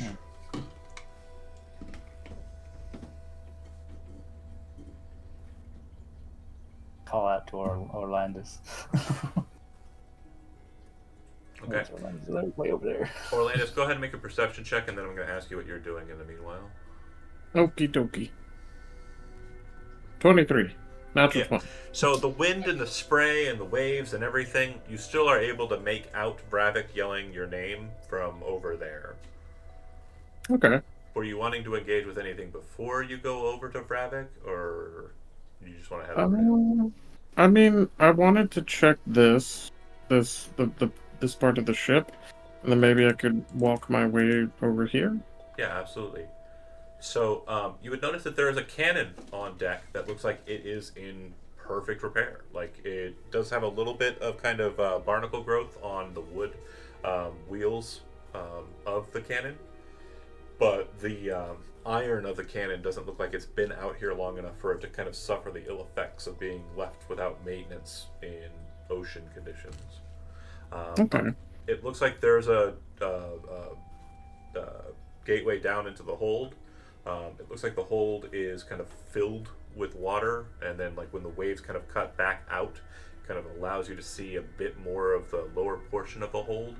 It looks like there's nothing left in it, but it does look like there were kind of set recesses and kind of locks, rope connections for supplies cargo. And based on what you're looking at in the hold here, and you're able to see over in the water over here, looks like those boxes are directly part of what was in the cargo hold of the front or keel of the ship. And somehow we're not, like, in its process of flying towards the shore, it lost its cargo. Magic. Physics. Okay. Physics and magic. Okay. Yeah, he'll start making his way. Well, this is definitely the more treacherous path. You probably want to take the safer route, because again, you have to climb up a rock, and that's kind of... Oh, would it be like right over here? Would that be... Yeah, you kind of go over to the shore on the side and then make your way over to Braddock. Okay, and then last but not least, Ashergoth, put your token down. Oh, thanks. Right layer. And how would you like to proceed? Again, you probably were kind of keeping to the back, watching everyone else as per, but is there anything in the immediate environs you want to investigate? I mean, I had assumed that I would probably go help investigate the corpse. Okay. So then you're going to head over with Orlandis then? Yeah, I gotta use my new nature skill. Or did you want to go mess with their corpse? Because they both have corpses. I'm sorry, the one that with Orlandis. Okay. Cool. So Lose Cassia, the lighthouse, it does appear to have, like from the door kind of fluttering open, it does appear to have been ignited. What that means is it looks like the spell light has been cast on whatever is kind of the kind of focus of it. And Castia, looking at it, you would know that it doesn't matter the duration. Basically, the activation for this to turn on is the casting of the spell light, and then it stays on until turned off. But since it's daylight now, you're not really able to tell from your perspective whether or not it's actually casting light or not. Like, when I say casting light, I mean the lighthouse is throwing light in a direction. But she's Castia, so she should know. I gotta go. I did not know I was going to be counterspelled in such a fashion. Counterspelled because you're focusing on the spelling of her name for the gag. Yeah. Yeah. We love puns. Don't apologize to him. It's just Don't real apologize. bad. Don't apologize to him. He doesn't deserve it. Look what he did. So, knowing His that about punishment. the lighthouse, you would be able to cast light again if you have it to turn it off. Yep.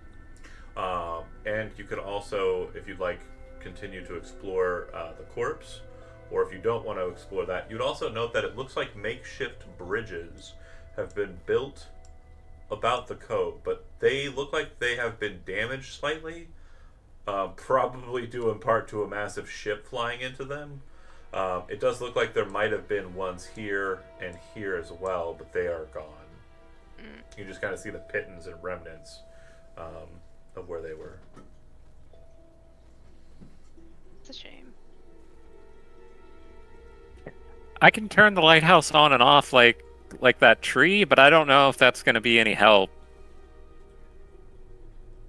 I don't think it's going to open up a portal. Well, I don't necessarily know that we need it to open up a portal. I think we just need to figure out what's on the inside. See if Sure. anyone's up there. Well, so, like I said, the lighthouse doesn't really have like a interior for like access. Oh. It's literally like a weird magical kind of like device with like a pipe that goes up to what you can see up above being the Oh, so it's just Yeah. like a door that goes into like a room. and then it's Oh, it's then I basically will- it's a hollow tower, and then at the top of Yeah. it there's like struts that kind of connect to the device that is activated by the light spell at the bottom. Oh. No sense Okay. walking up a bunch of stairs if you can just send the magic up with a pipe. Fair. Is there anything on the inside of the lighthouse? No, it looks pretty clear, and Oh. everything looks like it's in working order. The I'd say the brass of the device is kind of like modeled, like it hasn't had a lot of like care or concern to it. Like no one's come in and cleaned it or anything, but that's par for the course out here in kind of like the boonies. Yeah. I know what that looks like. Yeah.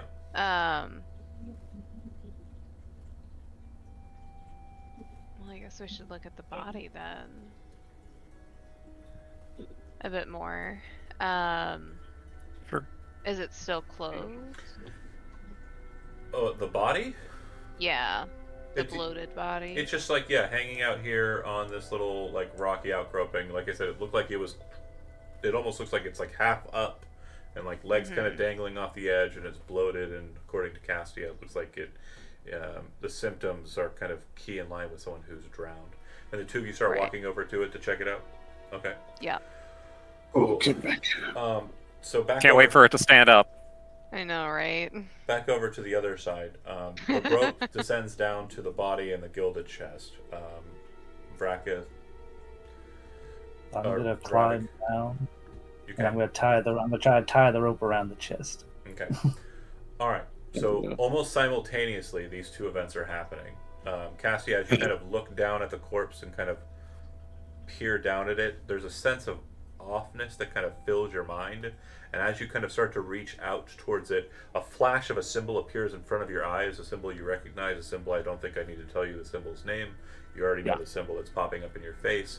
And the second that that symbol appears, the face of the drowned individual becomes like a rictus of pain and turns up to you, and water just starts to foam out of his mouth as he kind of starts pulling himself up onto the rock, and his legs just seem to dangle like wet noodles behind him as he kind of slides up onto the surface.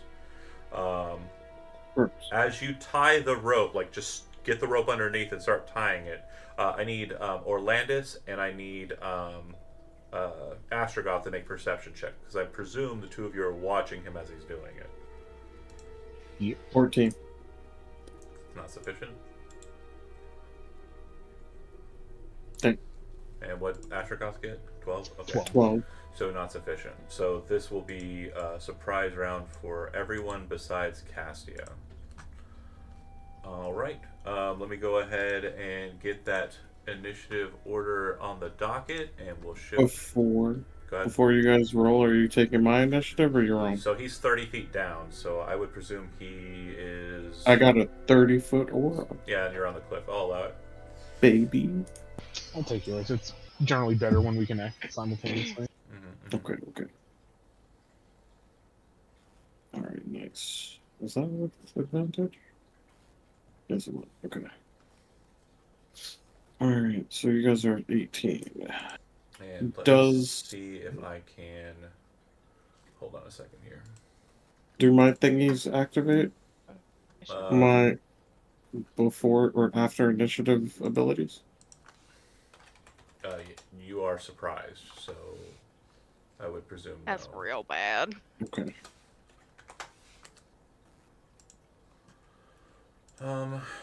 Save image. So I don't get a chance to perceive this happening behind me. No, your passive perception was insufficient. But I have sharp senses. I have advantage on checks that rely on hearing and smell. Yeah, so hearing, it's not really something that's going to be kind of prevalent, and smell, it smells just like everything around you. So Oh, like a Yeah. fish. it smells like It the Smells like sea. Low Fish. tide. That sounds like a Yeah. low tide of here. All right, so the creature that's kind of coming for you here, I'm getting it out 1 second here. A picture of it. I'm going to use the old 3 image for this specific type Maybe I of should have monster. stabbed it a couple of times first. Yeah, that's Rule one in zombie movies: check the corpse. Oh my god. And then just like.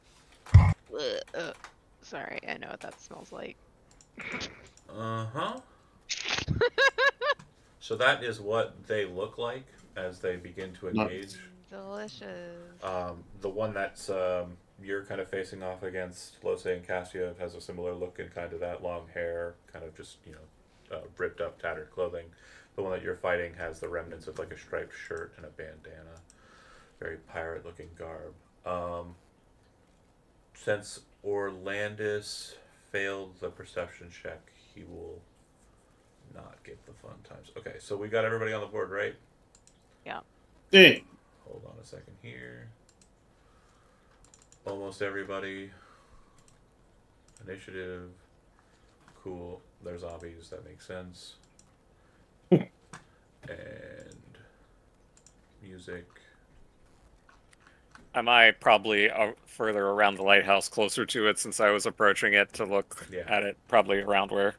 Yeah, you'd Lose probably is- be adjacent to it, to be completely Okay. honest. Okay. Let's see. Is this I'm one just- gonna work? Chillin'. Yes. Oh, yeah, it's the morning right now in Japan, isn't it? Yes. That's correct. Interesting. Yeah, you're paying attention to food and travel? Yeah. Yeah. Yeah. I'm just happy for Andy. He's No, having so yeah. fun. This morning, it was like 9 o'clock, right? But he got on a plane at 5 in the morning, which means that he was on a plane all day and then still had the wherewithal to just, like, get Go it. out. Continue going out, yeah. Yeah. Izakaya. He's such a crazy, cool kid. Alright, I everybody's want on to the be board, like right? Andy when I grow up. Oh, Same. sorry. Astrogoth, did Vravik say yes to your initiative before they rolled? No, they rolled, so they're not. Yeah, okay. Cool. Well, I rolled so you would get me. I would be on the board because I thought that was the easiest. No, way no, to do no, it, but I- perfect. But yeah, you changed it. But Vravik didn't sign up for the take the initiative, right? Don't lie and try and cheat. If you didn't say yes to the initiative I didn't even hear him say it. Okay. So. Cool, cool, cool. So Orlandis, you are first on Don't the you docket. fucking cheat. As I mentioned, that creature is kind of moving towards Vravik. You are surprised, however, so you just watch in horror. At the end of your initiative, you are no longer surprised, so you will not be caught unawares if they attack you. They do not have advantage any longer. Surprise Okay. condition ends. Astrogoth, similar story. Free actions, you can speak all you like if you want to. But you're seeing the situation unfold as I described it. Right. Bloody hells. Castian, you are not surprised. However, it is adjacent to you. It does look like this one that you're currently engaging with is not operating in a sense where it's using its legs. It's kind of dragging itself across the stone. That said, it probably wouldn't be too hard to disengage it if you'd like, or if you want to just move away I'm just gonna move away and risk the attack of opportunity. and you Hide will behind Lose. suffer one. Gonna Yes. bite your ankles. It will not do any such thing. It'll try. As you move away, you watch as its right hand splinters open and a scimitar of like rusty Oh. metal kind of shoots out into its hand, and it swings with that towards the back of your leg. And then I'll cast Sacred Flame on it. Of course. I don't remember zombies shit. being able to do that. The sword comes down towards your leg, and you kind of see it coming. You kind of do like a dainty kind of jump to the side. The rusty blade kind of clicks against the stone. There's a bit of a spark, but there's mostly just kind of shards of rust kind of flying across the ground. And also barnacles. Alright, Sacred Flame, deck save. It got a 5, so it'll take the damage. Do we have damage? No. We do. 13. A burst of radiance hits. Orlandis, your eyes immediately kind of flare across the cove, and you watch as Castia seems to be engaged with another one. And Astrogoth, you would also see likewise. Because the two of you have your attention drawn in that direction, I'd like the both of you to go ahead and make a free perception check. Thank you. Damn. Okay. Insufficient. Shit. Castia done. Bravik surprised, not aware yet, but kind of as your turn ends, your surprise condition ends as you've not got the box totally tied off. You look behind you and you see this dead guy that was laying next to you moving towards you. Lose, you are also surprised, and Castia has moved behind you. As you're kind of like confused, you immediately kind of move your hand to your weapon and kind of look at the creature as you're prepared to face off against it. It will follow suit.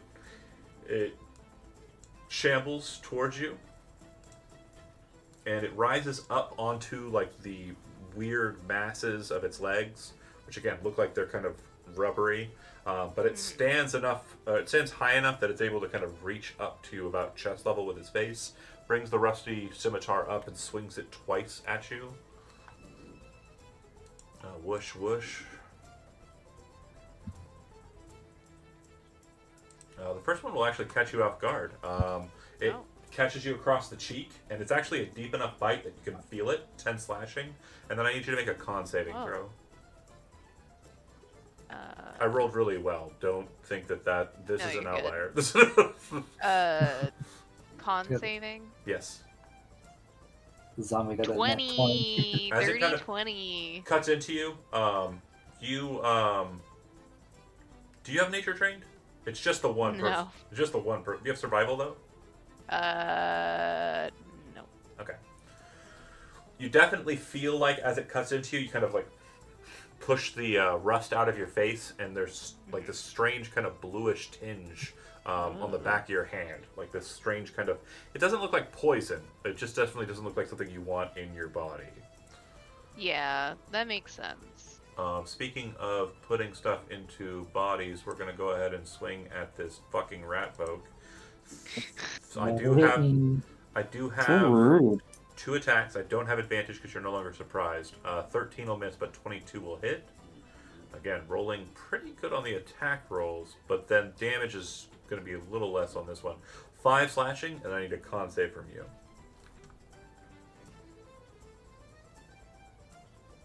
You just got that new con. Oh no. Anything you want to do before we move on? If not, then you'll suffer. I can. Oh. I can Last give call. him the inspiration. If you are giving him the inspiration, I need you to say that you're doing so now. Sorry, I'm gonna give it to him. My bad.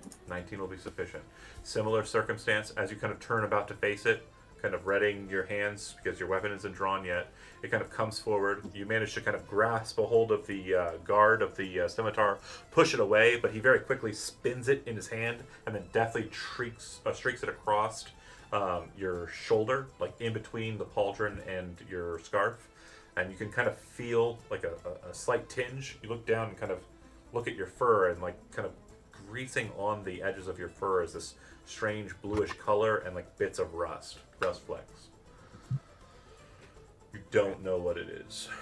Okay, we're Okay. into It's the super tetanus. real initiative, but this is the part where we get into awesome times. With a loud, like a splash of water, another one of these creatures jumps 30 feet straight into the air and lands on the rocks near the lighthouse. Another one seems to come out of the ship across the bridge from you. And then one appears to come out of the mast and like the sail of the ship, just kind of looked like it was just laying there, and then just kind of rolls out into position. Doing great. So far, so far. Similarly, from kind of the middle of the space, you see one of the boxes, a body kind of pull itself up on top of it and look over towards Bravik, and then out of the hull of the ship, having gone unnoticed, comes out another of these creatures. Last but not least, you see a form on the massive island on the south side, this massive kind of rock here, kind of stand up, raise his hands up into the sky, and start yelling something in some strange language. The winds start to pick up in this space. Oh shit. And he's wearing a perfectly awesome pirate captain's hat. Like, think of the most perfect pirate captain's hat you can think of right now, Jonah. Think of it in your head. Okay, I'm thinking. I got you. That's the pirate captain's hat he is wearing. I imagine Hat. it's something like this tri-brimmed hat, black and gold, similar to the one in the GIF, but instead of a black feather, it's like a reddish feather, or like floofs I going would down. say it looks more like Buggy's hat.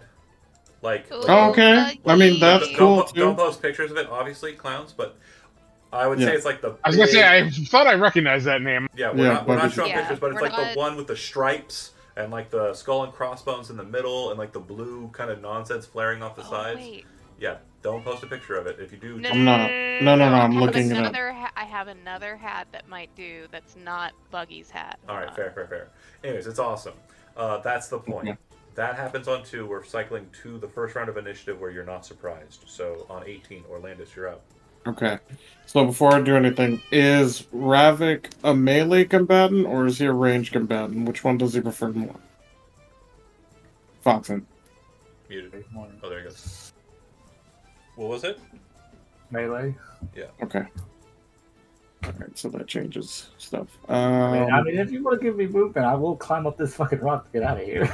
Yeah, that was the plan. I'm going to Knight's Move, Ravik. And then Do you have a climb speed?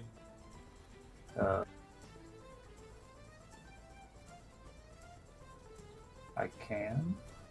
Should be just my movement speed. Check is right it here. only when you're on all fours? Yeah, it's only one on all fours. You haven't shifted all Almost. fours. Big Mom's hat is cool too. Yeah. Mm.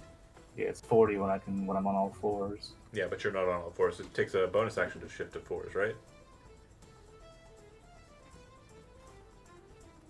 So My speed's 5, so probably can do it. if your knight's moving now, you have a speed of 30 base, right? Good me. Yeah, My speed's 35. 35 base. Okay, so half rounded up is 20. So you'll be able to climb up 20, and so you'll have 10 feet left of rope to climb if you're taking the knight's move. Are you? Yes. So when you use the knight's move, the drowned will obviously swing at you as you try to escape with a opportunity attack.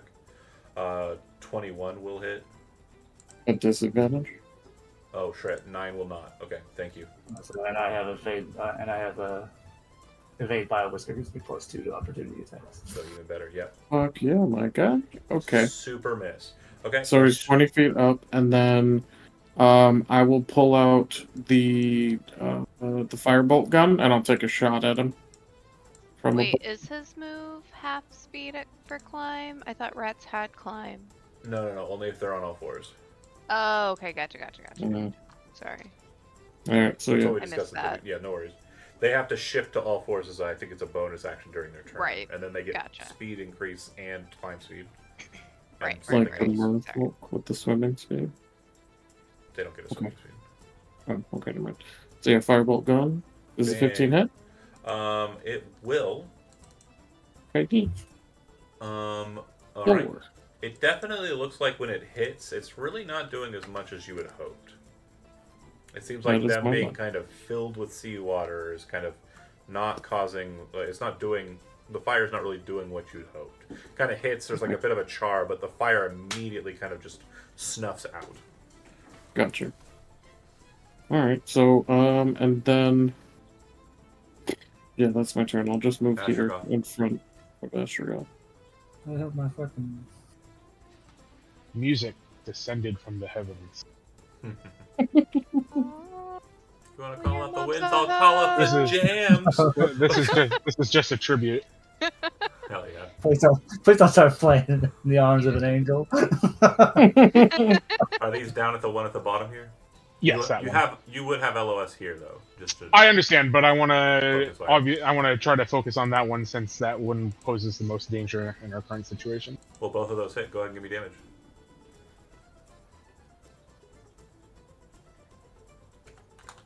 Okay, so it definitely appears to be more successful in the kind of cracks of dootness. They slammed down and kind of hit it. As it looks like it was kind of reaching for the rope, getting ready to climb, you kind of knocked the hand away, and then kind of hit the hand with the rusty longsword. It kind of cracks it a bit and causes it to fall back against the waves a bit. Okay. Any movement besides? Or are you good, Astragoth? I flourish my cape, but other than that, I'm good. The wind that's picking up kind of catches it, and almost like, as you look at the pirate captain, his bright red long jacket is also kind of buffeting in the wind with a billowing Oh sense. wait, no, the waves have to crash and then the wind. Oh, the wind! Yeah, so the waves crash behind him, and yeah, Yeah, it's like and then it's like whoosh. your one-upmanship game is very strong, unnamed drowned captain. Cassia. I will again Sacred Flame the one in combat with Lose. Mhm. It's actually a 16 dex save. I guess my spell page doesn't calculate right, but No worries, I pre-failed That does. that one. They don't have decks. That is not a thing that they do. Okay. keep just it 6. coming. And then as my bonus action, I will cast Spiritual Weapon Okay. Ooh, I love it. and swing at it again. Hit.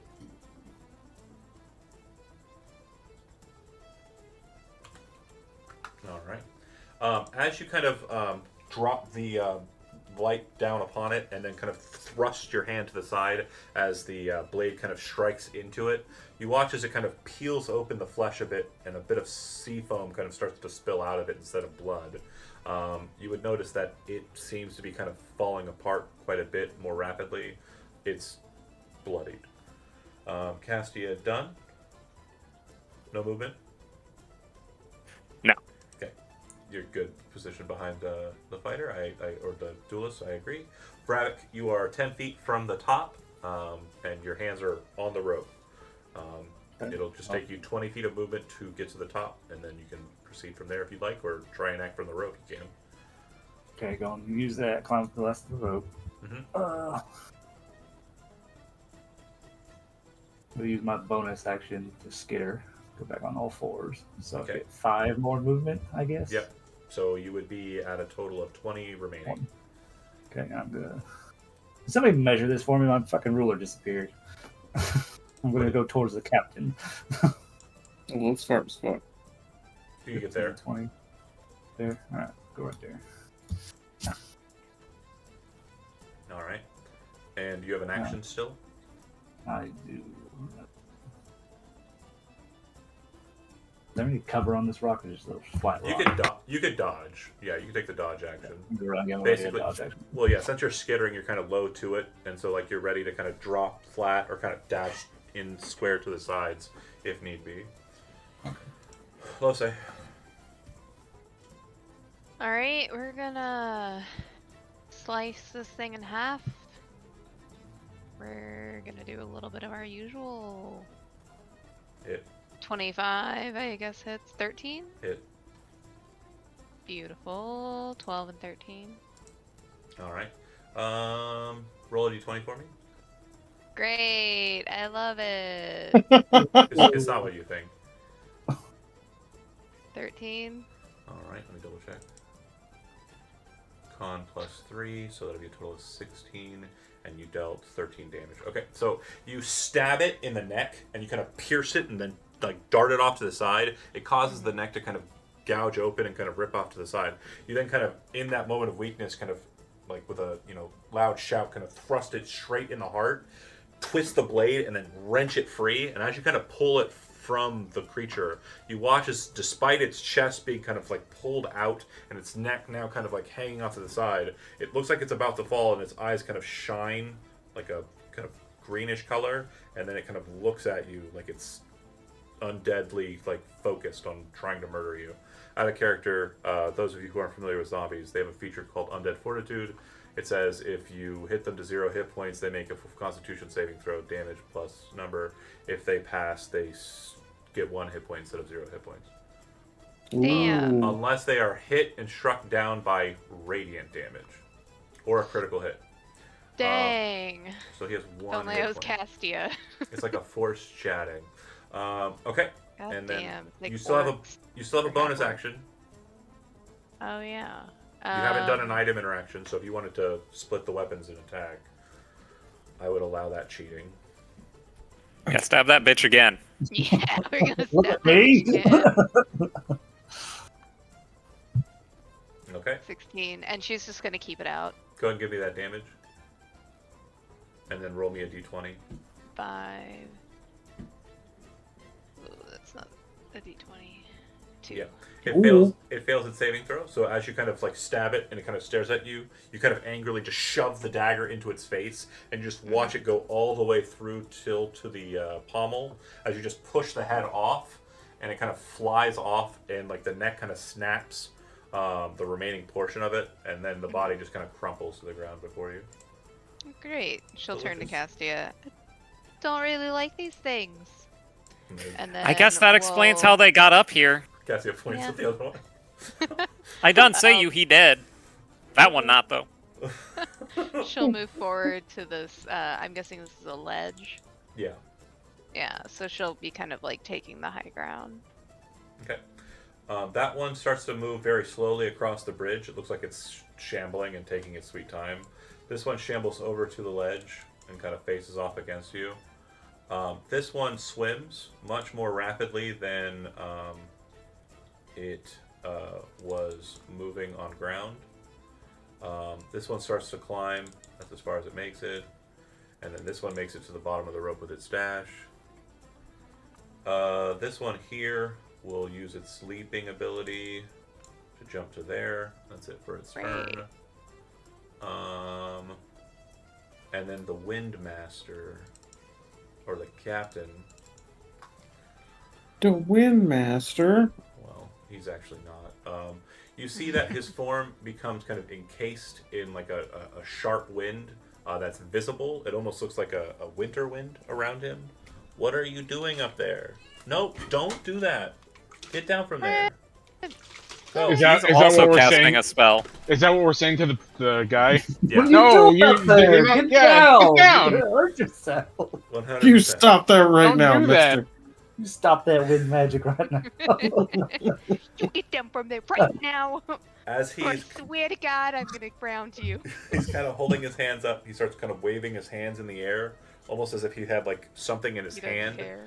And then after, yeah, like you didn't get it. As he's waving his hands and kind of holding them like he's holding something, you watch as a sword made out of ice forms in his hand and kind of manifests with a massive long blade, a great sword, in his hands. Once he has that and the aura, he moves with jumping speed here, and he'll do so here as well. That'll be his move and dash action. He lands in front of the rat folk, kind of standing above you with the greatsword above him, and the chill air surrounds you as well. At the start of your turn, we'll no, not your turn. It's my turn when the stuff does the thing. Okay, cool. Done.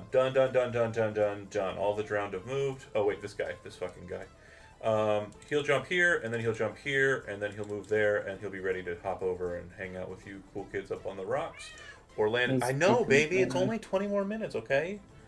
Orlandus, you're up. Okay. So impatient. How close is this guy to the ledge? He is 10 feet. Oh, sorry, no, he is 15 feet from the top. Okay. I'm gonna use my reaction to use direct the strike on Ravik if he can.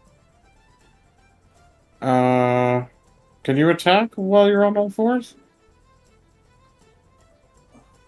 With a bite attack. I think bite. Foxen? Claw. He's checking. Oh, okay. Yeah, You can he see got him the intently squinty eye. looking. You wield only a single one-handed weapon. Yes. So. Okay, so you get a bonus to your damage roll, I believe. Yes. You get a +2 bonus to your damage roll if you hit. Nice. Okay. Nice. Do me a favor, Foxen, go ahead and roll me a d10. Oh no. As you kind of hear his words cross the sharp winds, kind of bringing your combat knife up, you look at this guy who's kind of sword up above you, the wind's kind of flaring about him. As you throw your blade in towards him, your hand starts to kind of become coated, the fur and the armor coated with rime, and as you kind of puncture the blade into him, it kind of releases this sharp burst of wind across your face and arm, and you feel this just biting cold kind of dance through your fur and face. You take 5 cold damage, and you've relinquished the blade. He has no conditions on him, so you won't do any extra damage, I don't think. Oh, Shit shit. damage. He does look like he takes it, though. It doesn't look like he's not, hurt by that. That definitely hit and hurt him. Do I see that happen? Like, him get, like, a little bit colder? Yeah, his hand is covered with ice. Okay, so then, But as a I bonus... dropped my blade, right? And stuck it in him and left it. Oh, you're leaving it? Oh, that's what you said. You said we were No. You can hold on to it. I'm just saying you take 5 cold damage. You like shove it into him, and that's when it kind of popped, and then you kind of pulled it out like, ah. Okay. Ah, that hurt. Like rats have like pads on their fingertips, right? Yeah, they got Yeah. codeines. So like those little bad boys are kind of probably stuck, or like the back, like your knuckles are kind of stuck to the combat knife's like metal guard. It's just kind of like a kind of shaking your hand to kind of warm it up, kind of situation. But yeah, you don't drop it. Quite the opposite, actually. You're kind of stuck to it. it's like you know licking a pole in Like the dead of winter. Okay, Orlandus, that was action, bonus action, movement for you.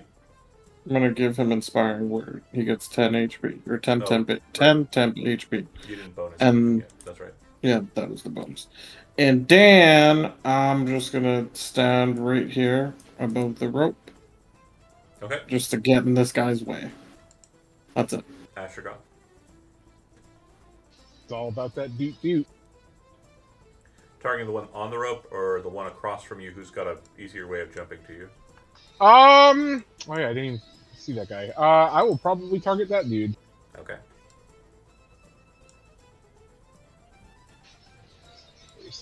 Here it is.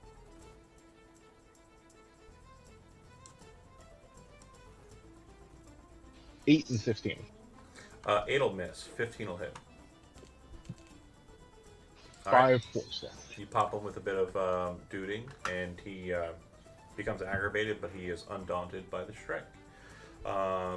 Astrogoth, anything move? You already moved a little bit. Do you have any bonus actions or anything? No, I do not. So Cassia. that's Do I have line of sight on the one that Lose is dealing with? Because you said there was like a little ledge there. It's not like a huge ledge. It's like a 2-foot drop. Okay, She well, she has the high ground, but it's not going to be an Obi-Wan Anakin situation. Yeah. All right. Sacred Flame to start. Yeah, that'll work. 18 damage. Okay. Hmm. Solid hit. And then Let's I go will for move the zombie spiritual kill. weapon over to take a swing at it. Perfect. What were you saying, Jonah? I was saying, it's over, Zombikin. I have the high ground. Zombikin. That's worth an inspiration. Get it. Wow. I like Zombikin. That'll hit. That's fair. Take some more. All right. Cassia done. Bravik, you are up. Mirror. So you are in its aura. I will state this too. You did see that, like at the start of its turn, when it was over there, it seemed like the aura kind of magnifies at the start of its turn. Game rules wise, at the start of its turn, it deals 1d10 damage to everything within 5 feet of it, and then also whenever someone hits it or touches it, they take the damage as well. Oh shit. No saving throw for that. Just straight up damage. Mm-hmm. My passive is worthless. Same. Oh no, it won't be. It has effects that it's going to use here in a second that are going to require saves. Oh, none that are dex though. Sorry. No, it's adapted to blight. Oh. Advantage. Fiend and undead creatures. Oh, then yeah, you'll be fine against these other ones because it's any save against them, right? Well, just advantage on saving throws against the powers and abilities of fiends and undead creatures. Yeah, this is one of those, so you'll be fine. They've got some powers that'll require saves. Okay. Which First includes. of all, Well, sorry, real quick. It does include the con saves for when they hit you. By the way, the blue goop. That's an undead related thing, so keep that in mind. So I didn't have to use his inspiration earlier. Yeah, go ahead and give his inspiration back. He just gained it also. So, Jonah, do you want to give your inspiration that you just gained after having been re-given the inspiration that you spent to Yeah, someone, I'll give it. to Fox? Yeah, I'll give it to Fox. We're Fuck it. breaking the rules. I'm allowed to do what I want. Okay. So we both have so- it now. Rod First things Swanson. first, I'm going to use my bonus action to stand back up. Okay. Then Out I'm going of to 4 try. And, hands mode. Okay. actually, no, wait. I'm going to move first. Yeah, get the Try- speed benefit. I'm going to jump back away from him. Okay, and I have disadvantage on attack rolls against you. Is that right? Yes. Okay, I'm gonna go ahead and So- throw a great sword attack Mhm. against you, and just the one. I love that episode. 17 to hit. Yeah, that'll work. So you'll take 7 slashing damage. Hold And on, I'm going to use nimble when I do it. Once per turn, leaving a hostile creature's reach, you spend 15 feet of movement to slip away. When you do, force the creature to make an intelligence saving throw. okay, On a failure, they suffer disoriented. okay. Ooh. I got a 17. And again, it's a -1. It was a really lucky roll. So again, so no, I won't take the disorientation. So I do hit. Now here's the. You ready to be confused? Yes. 7 slashing damage and 14 acid damage. Oh shit. We'll explain in a bit. The Constitution saving throw is going to be required, though. It's an attack for one of them. So you avoid all of the slashing damage. Okay, so 13 is what you get HP. because you have advantage, because this is an undead force saving throw. So you will pass. You will not contract, or you won't fail that con saving throw. Won't get zombie AIDS, yay. Something like that. So the attack, as it strikes you, like it's hard ice, but when it swings down and hits and connects with you, the ice breaks open and fluid rushes out of the greatsword, kind of splashing onto you, and it's like hyper pressurized, like seawater that kind of burns at your flesh as it kind of hits. And when it swings the blade back up and around, the ice kind of reforms it, kind of closing the gap, and you can see it kind of refill with this fluid. And as you're looking at it, looking at his hands, you're realizing that the way he has it gripped, it seems like the liquid inside his body is filling the blade. That's cool as fuck. You know, I'm not gonna say it. I'm not gonna. Yeah, he just splashed all over you from his big great sword that he's holding with both hands. Yeah, Tom, make it sexual. It sounded fucking rad, and Jonah was like, I'm impressed. And then you made it about boners, and now it's about How much- boners only. How much You're the acid one that damage said was the it? fluid was coming from inside of him. 7 slashing, 14 acid. And see, I was just thinking about like corpse fluid. Ugh. Yep. And then Sorry, I'm gonna you move. throw You up. still have your movement. So if you want to continue past that point, you can. Does it have 2 spherical receptacles attached to it? I'm done with talking. Ever. Can't wait for this game to be over. He's gonna make us sell the Two- book. He says that because he can't wait to get back to Baldur's Gate. Yeah, that's true too. But no, I was gonna say Tuesday #1 game. Oh no, I love this game also. It's Talk just to because me. you love Shisho better. Shisho is pretty cool. True. You move adjacent to Orlandis. Okay. Bonus action, stand back up. Mm-hmm. And then action. Action. Does it take an action to switch my weapon back to No. the? Okay, I'm gonna pull back out my Kurosami. And this guy, you said this guy's 10 feet from the top. Yeah. So you can just throw down the I'm sickle. gonna try and throw it at him. Just Okay. That'll hit. And make a D100 roll. Oh shit. All right, that's Okay. low. That's less. That's on the lower side of the 50. So I'll allow you with that swing not only to cut at him in his arms, but if you'd like, you could also slash the rope. Okay, so you kind of slash down at his fingers, you kind of cut his hand a bit, and you catch the rope and drag the sickle of the Kusurigama upwards. As the chain comes back up to you and you kind of wrap it around the hand, the rope severs at the point of his fingers. The body drops. Go ahead and roll me 2d10, and this one will smash into this one. All right, they both take 13 bludgeoning damage. Uh-huh. Vravik done. Lose, you are... like I was going to fight the captain. Oh fuck this. Oh, yeah, Lose. Okay. So we're gonna keep on fighting. Well, we're gonna start fighting this guy, and we're gonna do 14. Both are 14 hitting. both hit. 10 and 13. Roll a d20. And 19. So you kind of bring the two blades up, and then you draw the first one in, kind of stabbing it in the chest, very quickly pulling back out and stabbing it with like kind of a lunge, and you feel it push back. You stab it through the heart again, and as you pull the blade out, its eyes kind of flare green. Last attack if you want to with your bonus action, or if you want to do something else. Yep. I am going to do that with... Hold on, I gotta double check which one this is. Yeah. That'll hit. 6. Okay, and go ahead and roll a d20. 20, 18.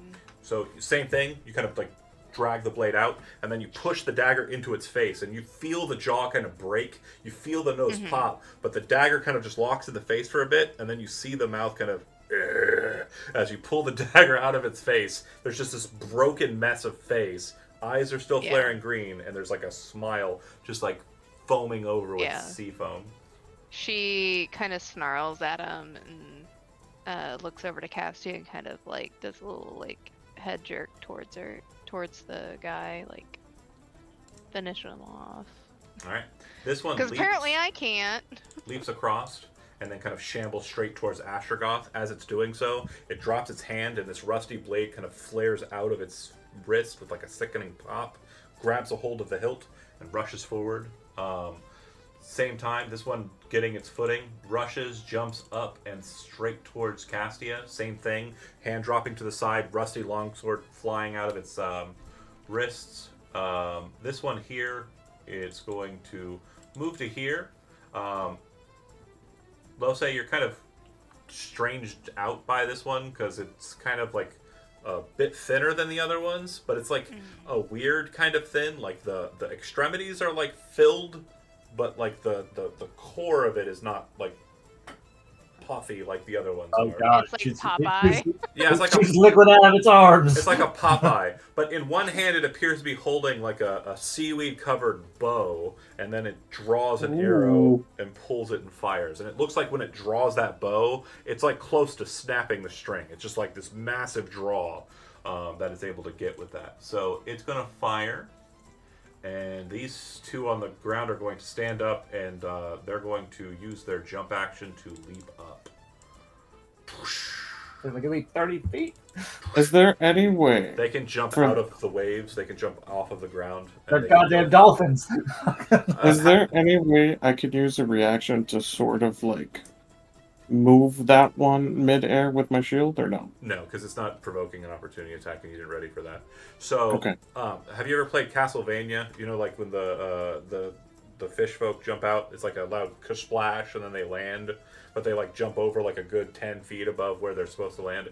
These guys have an action that allows them to jump 50 feet upwards. So That's fucking dope. um, I like this fight. the bow guy is shooting at Lose. Lose, you kind of see him out of the corner of your eye, and you're able to kind of twist the two blades in the midair to kind of catch the arrows and knock them astride. Both shots will miss. Then the one who's face to face with you, who's literally hanging on for dear life, will swing the sword. And he'll catch you off guard with one, but you're able to block the second one when he gets your attention. It'll be 6 slashing damage for the one he got in, and I needed a con save.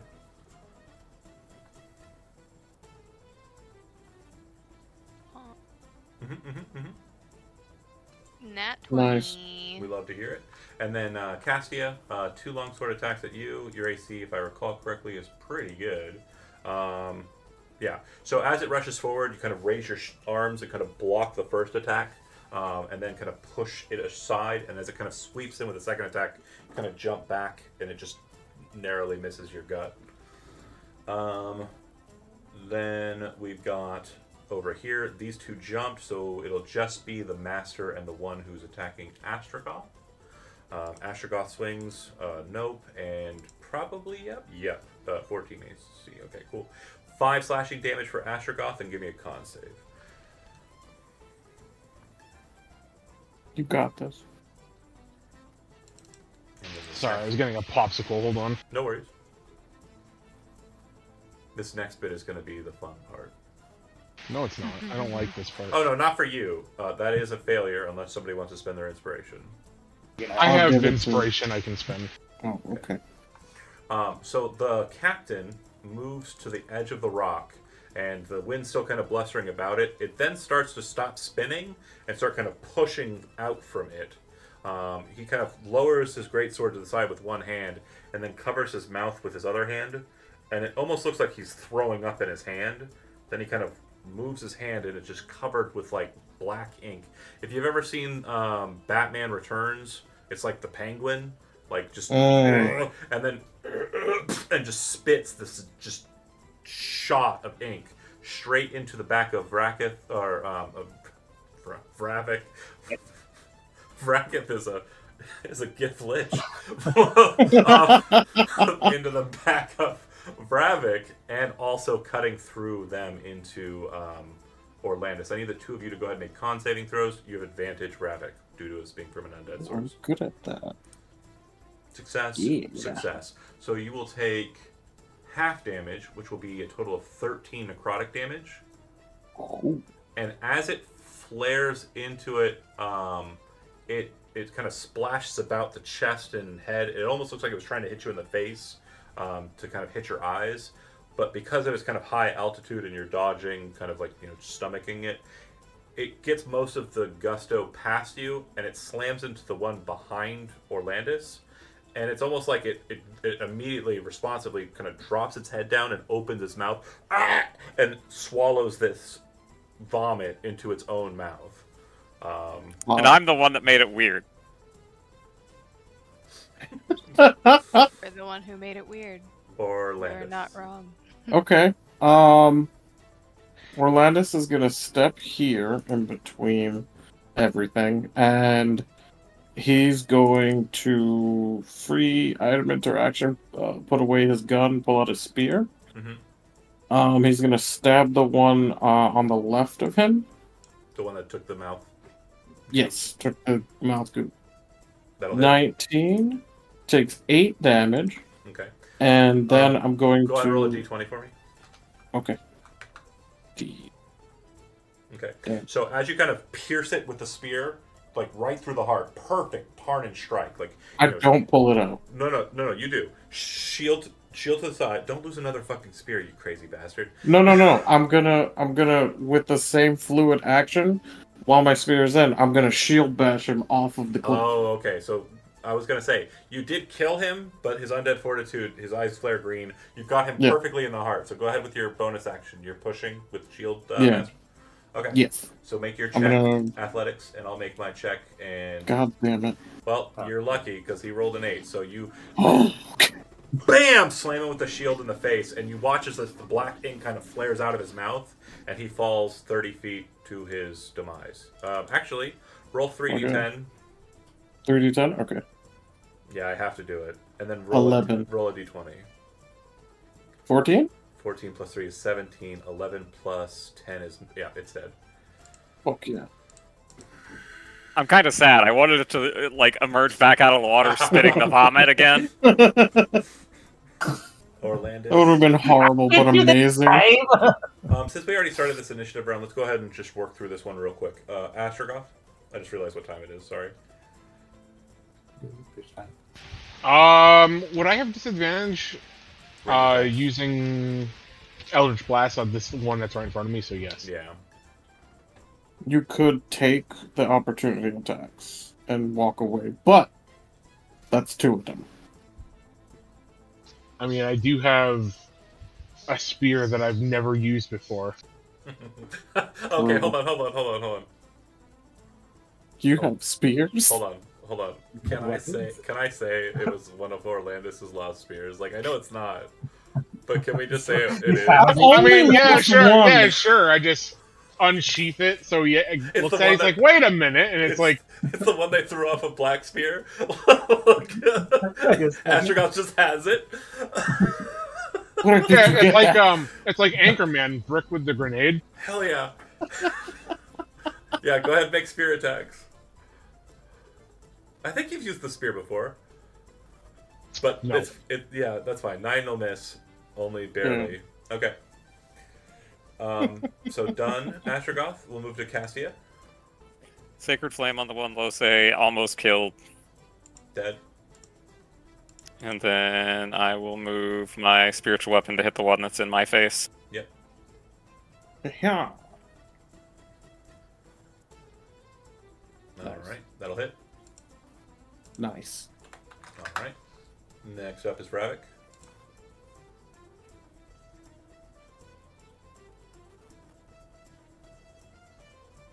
How close is the big guy to me? 15 feet. You'd need to move here to be able to Kusurigama him. I'm going to use my bonus action for fast hands, and I'm going to use my inflammatory powder. Okay. Ooh. I'll throw it at him. Alright. Uh, Dex save. I got a 19. Ooh. So you kind of throw the powder. As the fire kind of burns across the face, you realize it's very similar to the fire gun shot. It kind of looks like it burns, but it very quickly the fire goes out. And you see like a bit of scarring and like burn marks, but it doesn't seem to leave as much of a deep tissue burn in the eye area. He doesn't even seem to be really fazed by the spark. pissed him off even more. No, it doesn't even seem to change his like he's still just kind of smiling and being a pirate captain. I'm going to move behind these Yeah. guys. Works for me. Lose. Nope, hold on. I ain't Oh, done. sorry, go ahead. Let him finish. Quick hands as a bonus action. I'm going to use my action to crescent slash. Okay. Doo-doo. Yep, so go ahead and make a single attack roll. Okay. Ooh. Damage. That'll hit both. Okay. So as you're kind of rushing through, you kind of move between Astrogoth and Orlandis and kind of sweep in between the two for flavor. As you're spinning the Kusurigama over your head, you spin around and then throw it back towards both of them, and it comes in a wide arc. It slashes both of their throats, so foam starts to spill out from them, but they're still undead zombies, so it doesn't kill them. It's more of a superficial and awesome looking strike with that much damage. Okay, and that's it for you, right? Alright, goes to Drowned. So 2 attacks again. No. Oh, goes Hello? to Lose. Sorry, I just did the thing. Go. Hello? Sorry. Sorry. Damn it, Bam, John. bam. Both of those will hit. You're moving up Okay. behind the one, yeah. Okay. Yep. Okay. This is Sorry. the first time in a while you haven't splattered them with straight raw damage. So third attack with the dagger offhand. Oh wait, sorry, that was the wrong one. Was it the right one? Yeah. No. Yeah. So go ahead. Throw the damage. I think that's right. Yep. It is. Oh wait, no. That's just 1 + 4. Oh. Hold on. Okay, I'm just gonna roll that and then take that. Yeah. 'cause Just roll a it's- d4. Roll 23 again. Goddamn, you can't lose. I'm sorry, 24, okay, 23, two. 23. No. The damage. I don't know. The damage in that characteristic is incorrect because you don't actually add your. Do you have 2-weapon fighting? Yeah. You there are dual weapon the feat. I thought I did. Yeah, I'll check later. I don't care right now. It's not enough to kill it either way. I'll take the 9. I'll double check it later. My brain's dumb right now in speed mode. But No, you're good. so smash. So that would be 29 damage total. It's still standing, but it is pretty much ripped apart from the back end. Fuck. So on its turn, it's going to continue doing the thing it wanted to do, which was kill Castia with the last bit of life it has. No. It will hit once for 5 points of slashing damage, and I need a con save Castia. The bow one will shoot twice at Losei, hitting once. I'm going to use the inspiration that you gave me earlier so I don't fail. Yeah, that's a success. Losei, you'll take 10 piercing damage, and I need another con save from you. All their attacks do it. We are burning through our inspiration. Oh yeah, that's the point. So fast. 2 attacks against Orlandis, both miss. 2 attacks against the rat, both miss. Another fucking nat 20. Solid stuff. Damn. And Ooh. then somebody roll me a d6. I'll do it. 4. Okay.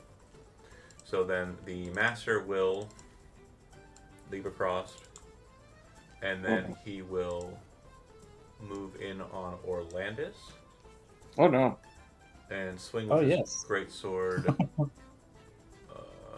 Oh wait, I'm the tank. Duh. So Yeah. he's taking half my health Yeah, already. this is great. That's why I ran behind you. I'm like, you can have him. I keep 21 to Afraid hit. you. Yeah, that hits. Okay, and then his second attack. Okay, so the first attack will deal 13 slashing damage. Okay. And 14 acid damage. 13, 14? 13 and 14, so 27 total. Okay. And then I need you to make a Constitution saving throw. Okay. 26. And then as it kind of swings the attack through, you see it kind of angered, like at the. It looked like it had a determinate like attempt to get through and crack your shell, right? As is usually the case with an Orlandis. As he kind of finally does, you see him kind of like let go of the sword with one hand, raise his hand up, and you see that in the palm of his hand there is no palm. It's just a hole that seems to have kind of like small bits of like shark tooth kind of inside of the ring of it. Oh. As it kind of holds that up, you watch as a tentacle flares out of that hole and then slashes down onto you. There's a like sickening kind of wet, meaty slap of tissue as it hits you. It'll do 10 bludgeoning damage, and you are grappled. There's a escape DC. As long as you are in this grapple, you are also restrained. So basically, the tentacle just whoosh, wraps around you. And that is where Holy we'll shit. end the session for tonight. Thanks for watching. We will pick back up with tentacle porn. I mean, the fight as it goes. And I'm the one that made. I'm the one that made it weird. I made it weird It's twice. called tentacle hentai and it's art. Thanks for watching. See you next week.